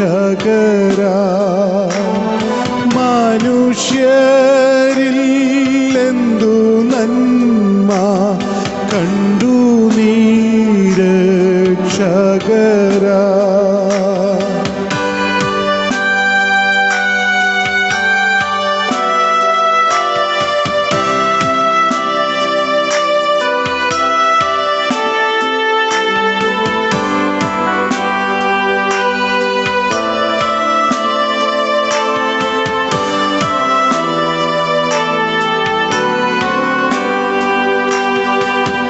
പാപികളും ദ്രോഹികളുമായ നരവർഗത്തെ വീണ്ടെടുപ്പാൻ എത്ര കഷ്ടം സഹിച്ചു നീ ശാന്തമാ. വീണ്ടെടുപ്പാൻ എത്ര കഷ്ടം സഹിച്ചു നീ ശാന്തമാ. ഇത്ര സ്നേഹം, ഇത്ര സ്നേഹം, ഇത്ര സ്നേഹം എരിവാൻ മനുഷ്യരിൽ എന്തു നന്മ കണ്ടു നീ രക്ഷകരാ. മനുഷ്യരിൽ എന്തു നന്മ കണ്ടു നീ രക്ഷകരാ.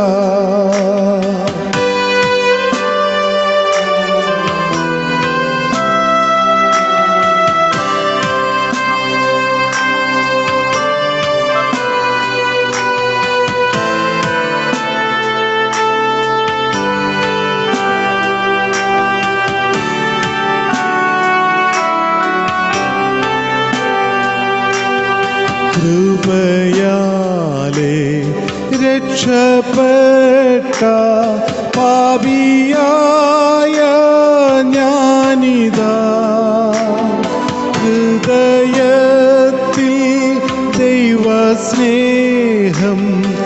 എരിവാൻ വാഞ്ചിക്കുന്നു. ഹൃദയത്തിൽ ദൈവസ്നേഹം എരിവാൻ വാഞ്ചിക്കുന്നു. ഇത്ര സ്നേഹം, ഇത്ര സ്നേഹം, ഇത്ര സ്നേഹം എരിവാൻ മനുഷ്യരിൽ എന്തു നന്മ കണ്ടു നീ രക്ഷകരാ. മനുഷ്യരിൽ എന്തു നന്മ കണ്ടു നീ രക്ഷകരാ.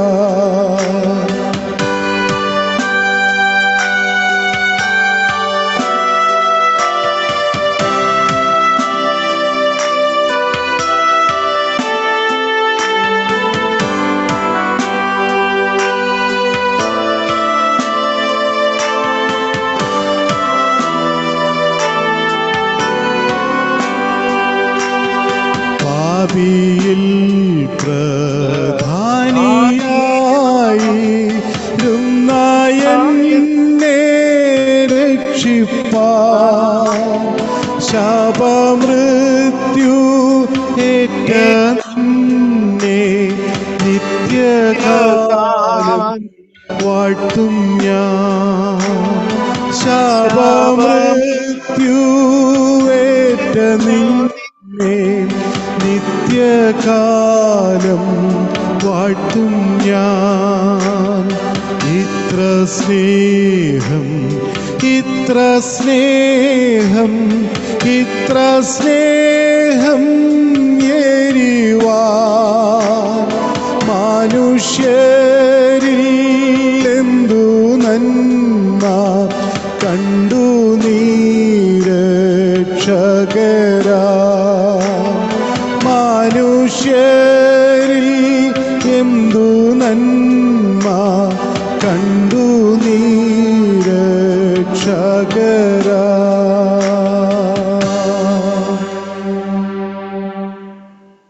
ദൈവനാമത്തിന് മഹത്വം. വളരെ ഹൃദയംഗമായ ഒരു ഗാനം, ഹൃദയത്തെ തൊട്ടുണർത്തുന്ന ഒരു ഗാനം. ദൈവത്തിന്റെ ആ അളവില്ലാത്ത സ്നേഹം തിരിച്ചറിഞ്ഞ അദ്ദേഹം ആ സ്നേഹം മറ്റുള്ളവർക്ക് വിളമ്പിക്കൊടുക്കുവാൻ സന്നദ്ധനായിരുന്നു. സമൂഹത്തിലെ അധകൃതരെയും ആരുമില്ലാത്തവരെയും അശരണരെയും ചേർത്ത് പിടിക്കുന്ന ഒരു സ്നേഹം. അത് മാത്രവുമല്ല, തന്റെ മക്കളെയും ആ ഒരു ചിട്ടയിലാണ് അദ്ദേഹം വളർത്തുവാനിടയായി. അവരും തന്റെ പിതാവും മാതാവും ചെയ്യുന്ന പോലെ തന്നെ മറ്റുള്ളവരോട് കരുണ കാണിച്ചു സ്നേഹം കാണിച്ചു വളരുന്ന ഒരു അനുഭവത്തിൽ തന്നെ വളർന്നു. അവരും കർത്താവിന്റെ ദാസനോട് ചേർന്ന് നമുക്കറിയാം, എത്രയോ ദൈവദാസന്മാർ, കർത്താവിന്റെ 10-12 അപ്പോസ്തലന്മാർ ഉൾപ്പെടെ എത്രയോ ദൈവദാസന്മാർ, മിഷണറിമാർ നാളെ ഇതുവരെ കർത്താവിന് വേണ്ടി ചോര ചിന്തിയിട്ടുണ്ടെന്ന് നമുക്കറിയാം. നമ്മുടെ കർത്താവായ യേശു ക്രിസ്തുവിനെ ക്രൂശിൽ പച്ച ശരീരത്തിൽ കുത്തിത്തുളയ്ക്കുമ്പോഴും അവൻ നിശബ്ദനായി നിന്നത് പ്രതികരിക്കാൻ വയ്യാഞ്ഞിട്ടല്ല, കഴിയാഞ്ഞിട്ടല്ല. അതായിരുന്നു അവിടെ അനിവാര്യമായത്. അതായിരുന്നു ഏറ്റവും ആവശ്യമായിരുന്ന ഘടകം, ആ സ്നേഹം. നാം പാടിയതുപോലെ നമ്മെ ഭാവിയിൽ പ്രധാനിയായിരുന്ന നമ്മെ രക്ഷിപ്പാൻ കർത്താവ് അങ്ങനെ ചെയ്യണമായിരുന്നു.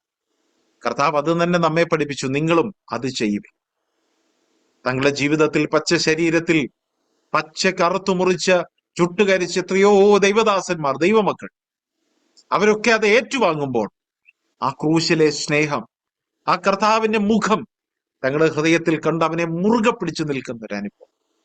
അതുകൊണ്ട് തന്നെയാണ് ഇന്ന് വിശ്വാസ സമൂഹം ഇത്രത്തോളം നമ്മുടെ നാട്ടില്, നമ്മുടെ രാജ്യത്തൊക്കെ അനുഗ്രഹിക്കപ്പെടുവാനിടയായിട്ട്. തന്റെ ജീവിതത്തിൽ വലിയ പ്രവർത്തനങ്ങളാണ് അദ്ദേഹം ചെയ്ത് നമുക്കറിയാം.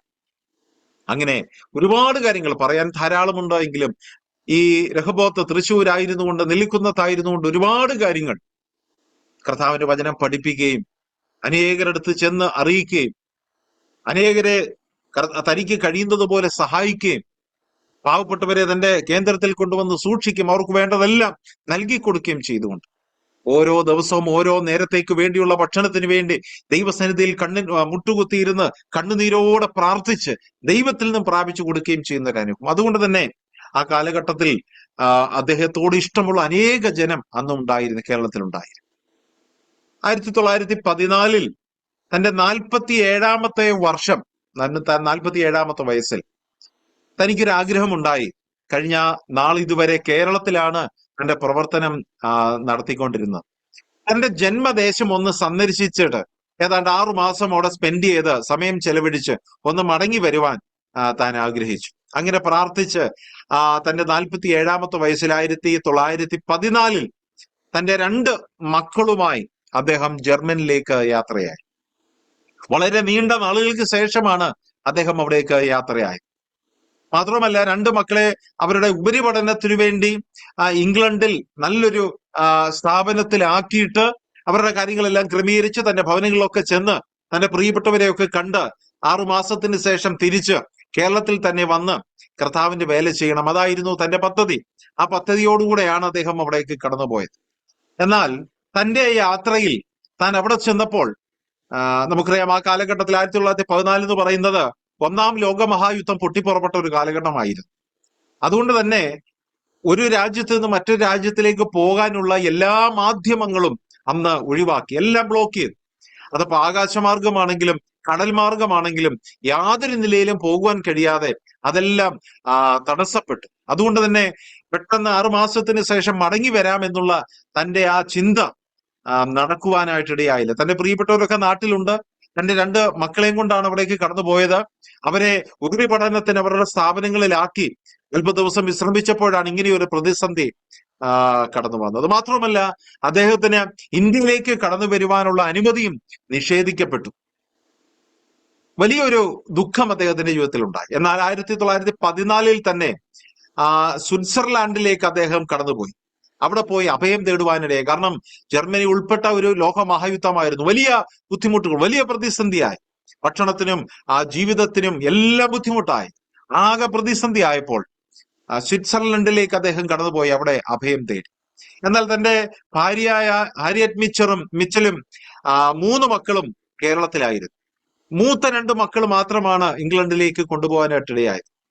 അദ്ദേഹത്തിന് കേരളത്തിൽ എങ്ങനെയെങ്കിലും കടന്നു വരണമെന്ന് ആഗ്രഹിച്ചു വളരെ ഭാരപ്പെട്ടു, വളരെ വേദനിച്ചു. അങ്ങനെ താൻ പ്രാർത്ഥിച്ചുകൊണ്ടേയിരുന്നു. അദ്ദേഹത്തിന്റെ മനസ്സിൽ കടന്നു വന്ന ചില വരികൾ അദ്ദേഹം ഇങ്ങനെ എഴുതി വെച്ചു. അതിങ്ങനെയാണ്: ഞാൻ എന്റെ രാജ്യത്തായിരുന്നുവെങ്കിൽ നിയമപ്രകാരം ജർമ്മനിയുടെ വിജയത്തിന് വേണ്ടി പ്രാർത്ഥിക്കാൻ ഞാൻ നിർബന്ധനാകുമായിരുന്നു. എന്നാൽ ഇംഗ്ലണ്ടോ ജർമ്മനിയോ ജയിക്കേണ്ടതെന്നും 2 കൂട്ടരും ദൈവത്തിന്റെ ശിക്ഷണത്തിന് വിധേയരാകണമോ എന്നും നിശ്ചയിക്കേണ്ടതൊന്നും ഞാനല്ല, എന്റെ ദൈവമാണ്.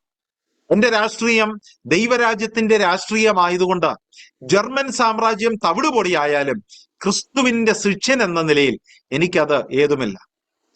ജർമ്മനിയിലുള്ള അനേക സുവിശേഷ വേലക്കാർ യുദ്ധത്തിന്റെയും വാളിന്റെയും സേവനത്തിൽ മരിച്ചു.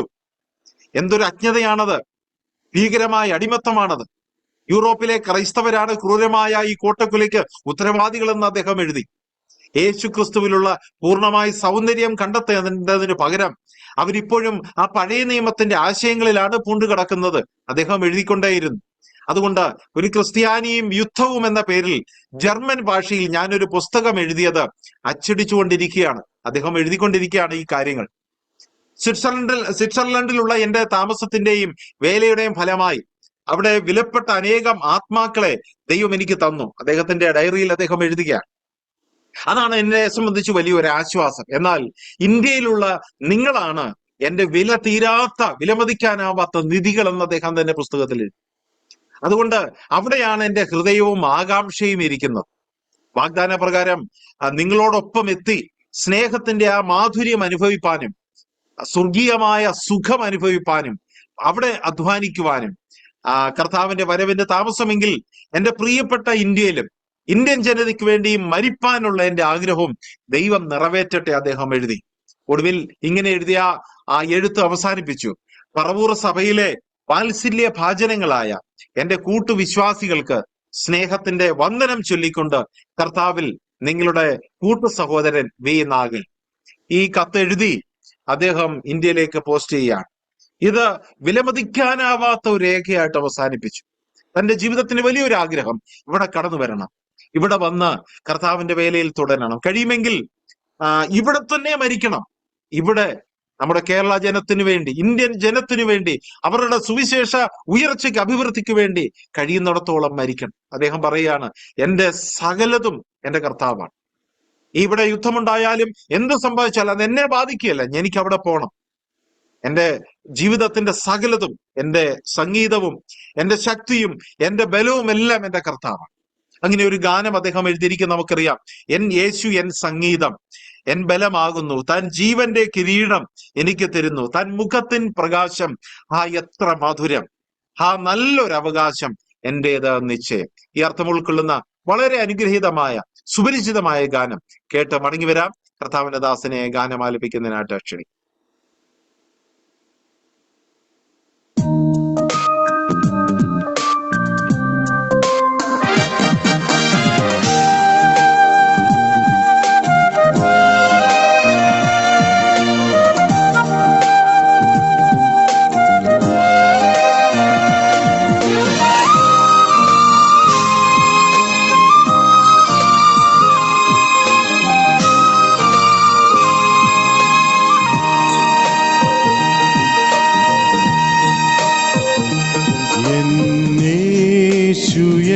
സംഗീതം എൻ ബലമാകുന്നു. താൻ ജീവന്റെ കിരീടം എനിക്കു തരുന്നു. തന്മുഖത്തിൻ പ്രകാശം ഹായത്ര മധുരം. നല്ലൊരവകാശം എന്റേതു നിശ്ചയം.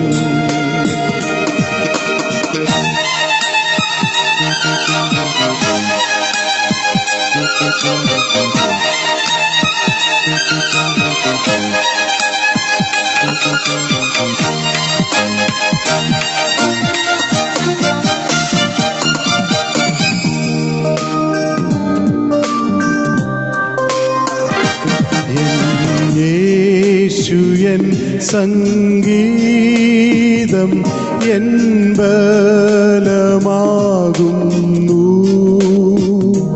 താൻ നിത്യസ്നേഹം കൊണ്ടു എന്നെ സ്നേഹിക്കുന്നു.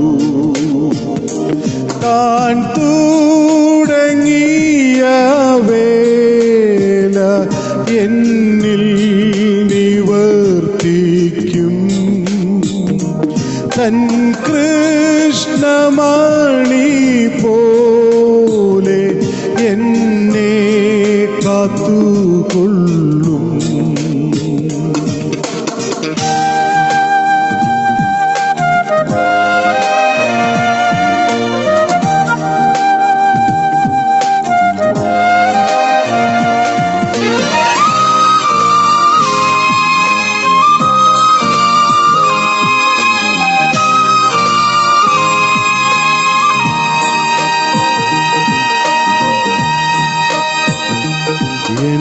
യേശുയൻ സംഗീതം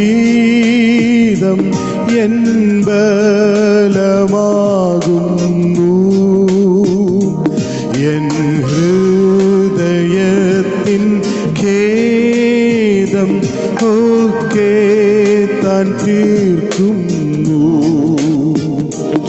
എൻ വഴിയിൽ പ്രയാസം ഞെരുക്കം സങ്കടം വരുമ്പോൾ നല്ല ശ്വാസം യേശുവിൻ മാർവീടം.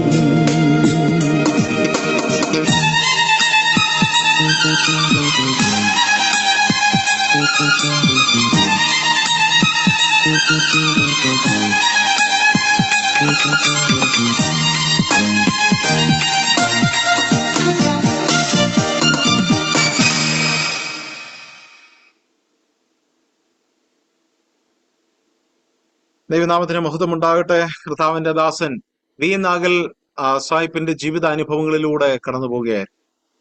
ഒരു അനുഗ്രഹീതമായ കത്ത് കേരളത്തിന് വേണ്ടി, ഇന്ത്യക്ക് വേണ്ടി, ഇവിടെയുള്ള ദൈവജനത്തിന് വേണ്ടി, പ്രത്യേകിച്ച് പറവൂർ സഭയ്ക്ക് വേണ്ടി അദ്ദേഹം എഴുതി. ഈ കത്ത് എഴുതി പോസ്റ്റ് ചെയ്ത് അധിക നാൾ കഴിയുന്നതിന് മുമ്പ് തന്റെ ശരീരം പെട്ടെന്ന് തളർന്നു പോകുവാനിടയായി. തനിക്ക് ചലിക്കുവാൻ കഴിയാതെ ശരീരം തളർന്നുപോയി. അങ്ങനെ 1921 മെയ് മാസം 12-ാം തീയതി തന്റെ ജന്മസ്ഥലമായ ജർമ്മനിയിൽ വെച്ച് കർത്താവിന്റെ ശ്രേഷ്ഠ ദാസനായ വോൾബ്രൈറ്റ് നാഗൽ, വി നാഗൽ അവറുകൾ താൻ പ്രത്യാശ വെച്ചിരുന്ന കർത്താവിന്റെ സന്നിധിയിലേക്ക് ചേർക്കപ്പെട്ടു. അദ്ദേഹം എഴുതിയ ഒരുപിടി ഗാനങ്ങൾ, അനേക ഗാനങ്ങൾ ഇനി നാം കേൾക്കാനുണ്ട്. സമയമാൻപേദത്തിൽ ഞാൻ നേരത്തെ ഓർപ്പിച്ചു.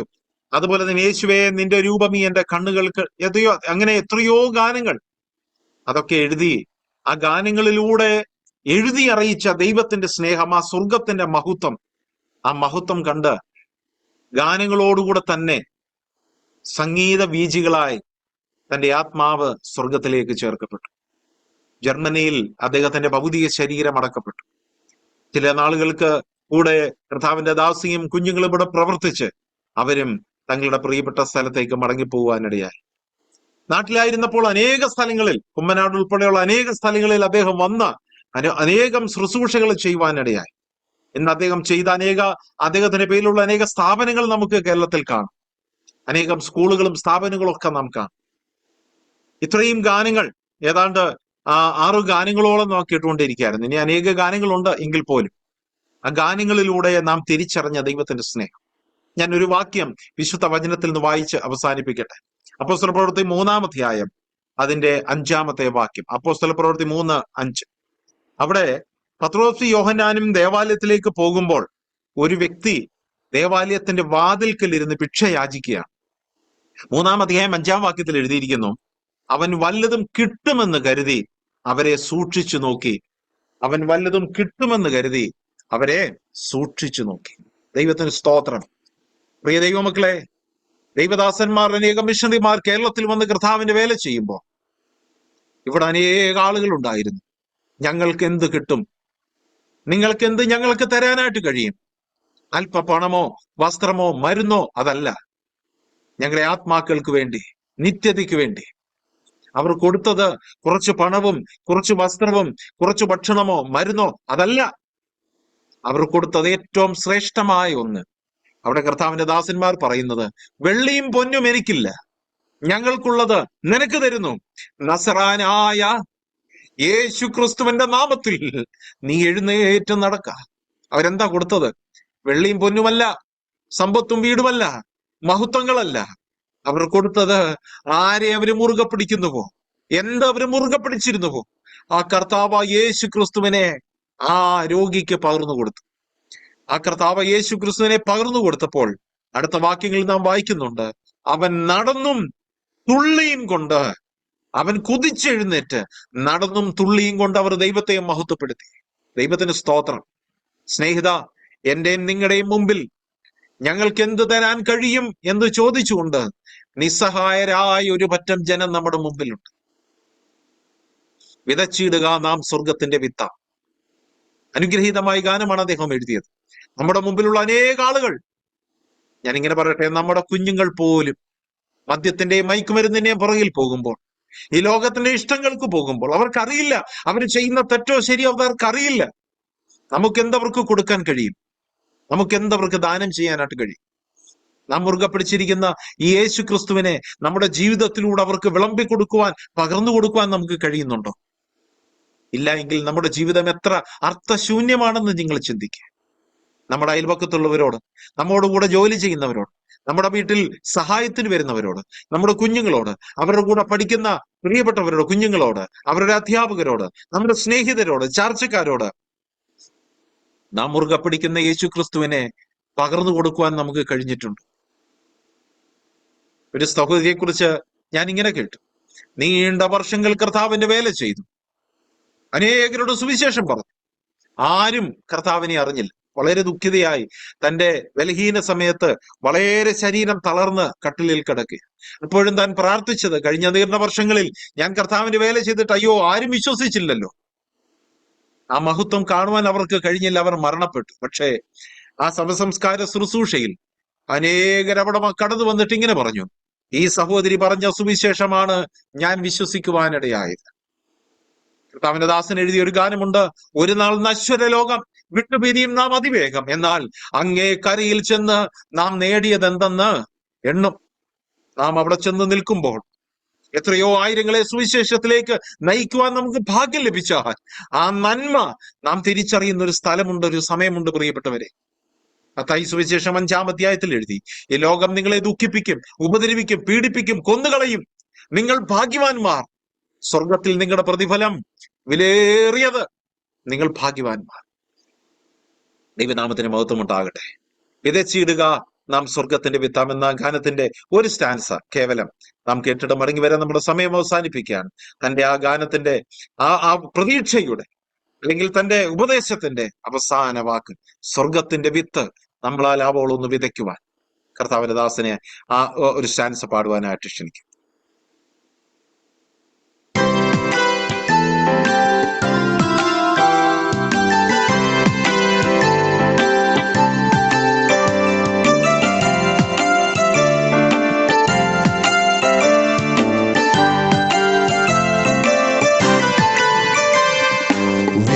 വിതച്ചിടുക നാം സ്വർഗത്തിന്റെ വിത്താം ക്രിസ്ത്യൻ സുവിശേഷം ഹൃദയങ്ങളിൽ. ആത്മമാരി പെയ്യും ദൈവം കൃപ ചെയ്യും, തരും കൊയ്ത്തിനെയും തക്ക കാലത്തിൽ. കൊയ്ത്തുകാലത്തിൽ നാം സന്തോഷിച്ചും കറ്റകൾ ചുമന്നും കൊണ്ടുവന്നിടും. കൊയ്ത്തുകാലത്തിൽ നാം സന്തോഷിച്ചും കറ്റകൾ ചുമന്നും കൊണ്ടുവന്നിടും. വിതച്ചിടുക നാം സ്നേഹത്തിനധ്വാനം, ഒരു നാളും വ്യർത്ഥം അല്ലാകയാൽ. എന്നും പ്രാർത്ഥിച്ചിടിൻ, വേലയിൽ നിന്നിടിൻ, വിത്തു നനച്ചിടിൻ കണ്ണുനീരിനാൽ. കൊയ്ത്തുകാലത്തിൽ നാം സന്തോഷിച്ചും കറ്റകൾ ചുമന്നും കൊണ്ടുവന്നിടും. കൊയ്ത്തുകാലത്തിൽ നാം സന്തോഷിച്ചും കറ്റകൾ ചുമന്നും കൊണ്ടുവന്നിടും.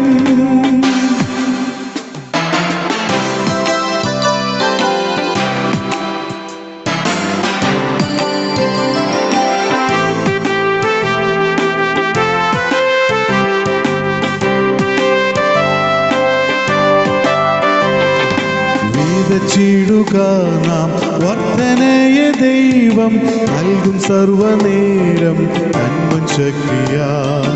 വേനൽക്കാലം വർഷം കാറ്റു ശീതമുഷ്ണം ചെയ്യും ദൈവ ഇഷ്ടം ഭൂമി നിൽക്കും നാൾ.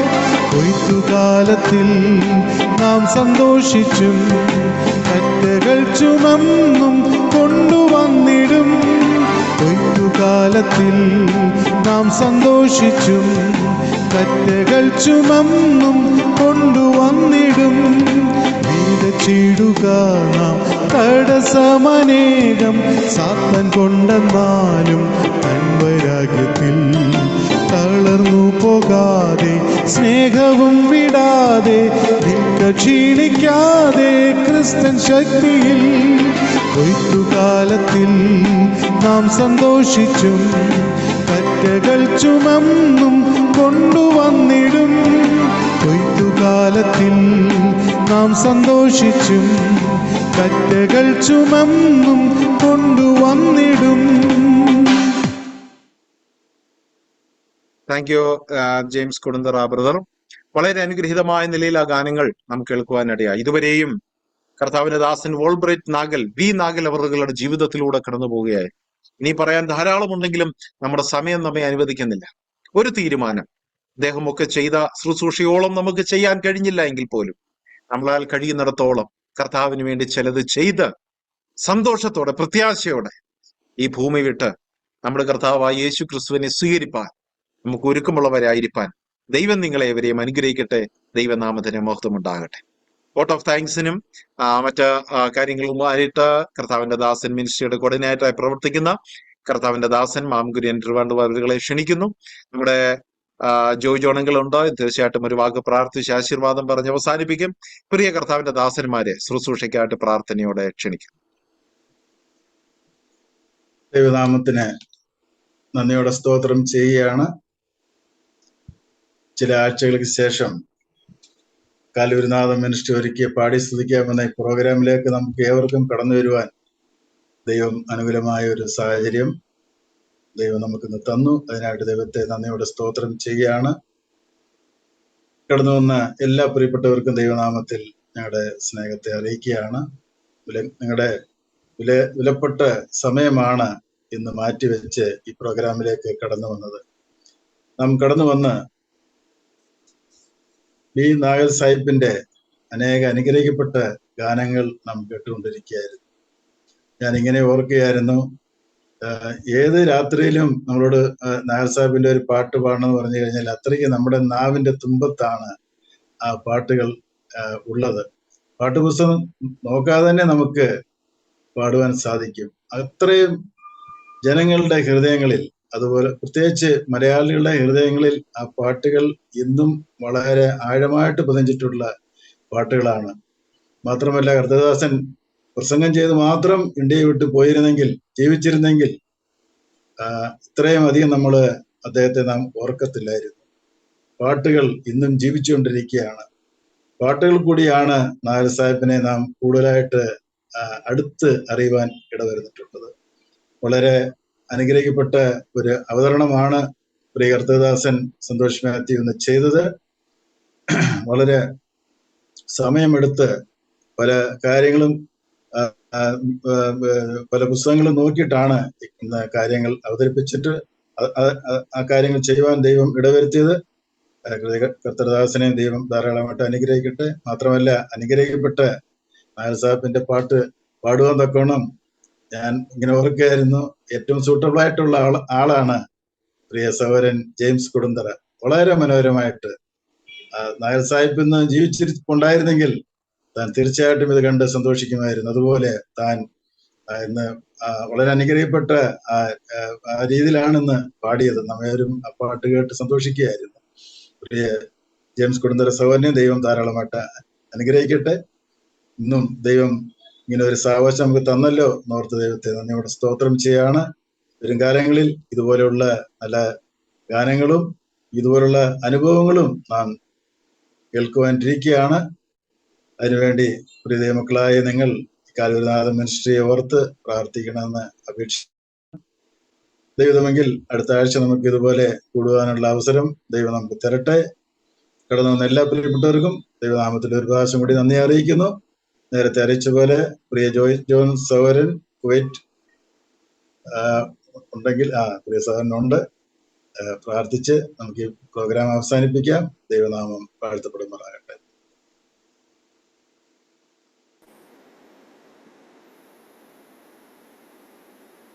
നമുക്ക് പ്രാർത്ഥിക്കാം.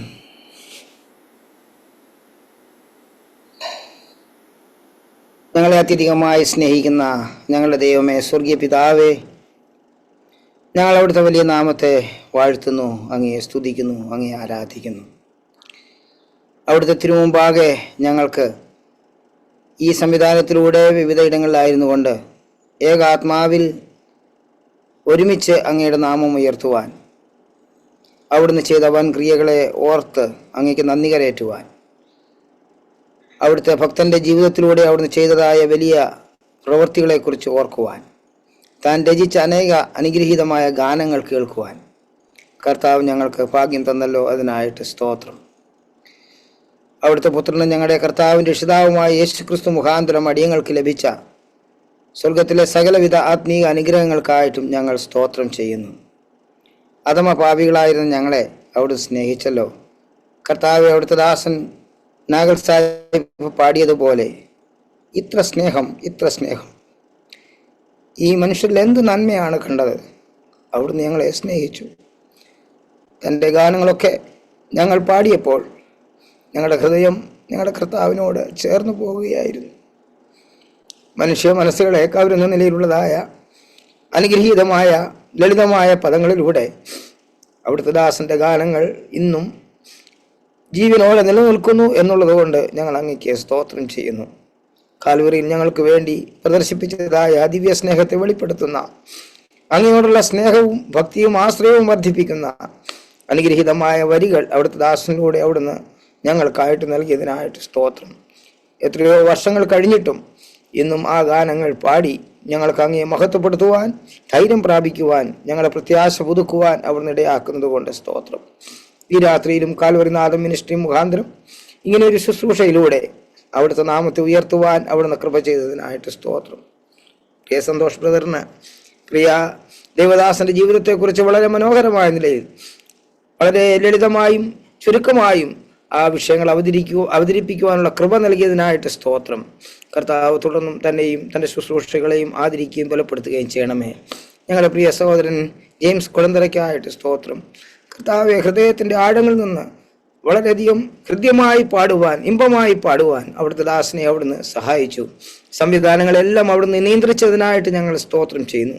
കേൾവിക്കാരായ ഞങ്ങൾ ഓരോരുത്തരും, ഇത് തുടർന്ന് കേൾക്കുന്നവരായ ഓരോരുത്തർക്കും ഇത് ഏറ്റവും അനുഗ്രഹമായി തീരുവാൻ അവിടുന്ന് കൃപ ചെയ്യുന്നത് കൊണ്ട് സ്തോത്രം. അവിടുത്തെ വരവ് താമസിക്കുന്നുവെങ്കിൽ അങ്ങയുടെ ദാസനെ പോലെ ആ വലിയ ദർശനമുള്ളവരായിട്ട് മറ്റുള്ളവർക്ക് ആശ്വാസമായി, സഹായമായി, കർത്താവെ, അവിടുത്തെ നാമം മറ്റുള്ളവരിലേക്ക് അറിയിക്കുവാൻ, അവിടുത്തെ സ്നേഹം പകർന്നു കൊടുക്കുവാൻ അവിടുന്ന് ഇടയാക്കണമേ.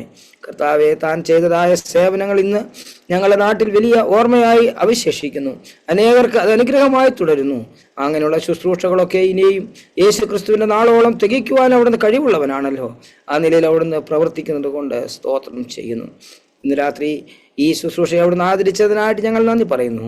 കലൂർനാഥ മിനിസ്ട്രി ഓർക്കണമേ. റോയ്ച്ചാന് വേണ്ടിയും സന്തോഷ് ബ്രദറിന് വേണ്ടിയും പ്രാർത്ഥിക്കുന്നു. ഈ കാര്യങ്ങളുടെ ചുമതലയെടുത്ത് അവർക്ക് മുടങ്ങാതെ ഇത് നടത്തുവാനുള്ളതായ കൃപ അവിടെ നൽകുന്നതിനായിട്ട് സ്തോത്രം. വരുന്ന ദിവസങ്ങളിൽ കൂടുതൽ അനുഗ്രഹിക്കപ്പെട്ടതായ ശുശ്രൂഷകൾ നിറവേറ്റുവാൻ അവിടുത്തെ കൃപ നൽകണമേ. എല്ലാ കാര്യങ്ങളും ഞങ്ങൾ അവിടുത്തെ സന്നിധിയിലേക്ക് ഞങ്ങൾ തരുന്നു. ഞങ്ങളുടെ പ്രാർത്ഥനയാതനകൾ കേട്ടതിനായി സ്തോത്രം. സകലവും ഞങ്ങൾക്കായി ജീവൻ തന്ന ഞങ്ങളുടെ കർത്താവും രക്ഷിതാവുമായ യേശു ക്രിസ്തുവിൻ്റെ വിലയേറിയ നാമത്തിൽ തന്നെ. ആമേൻ.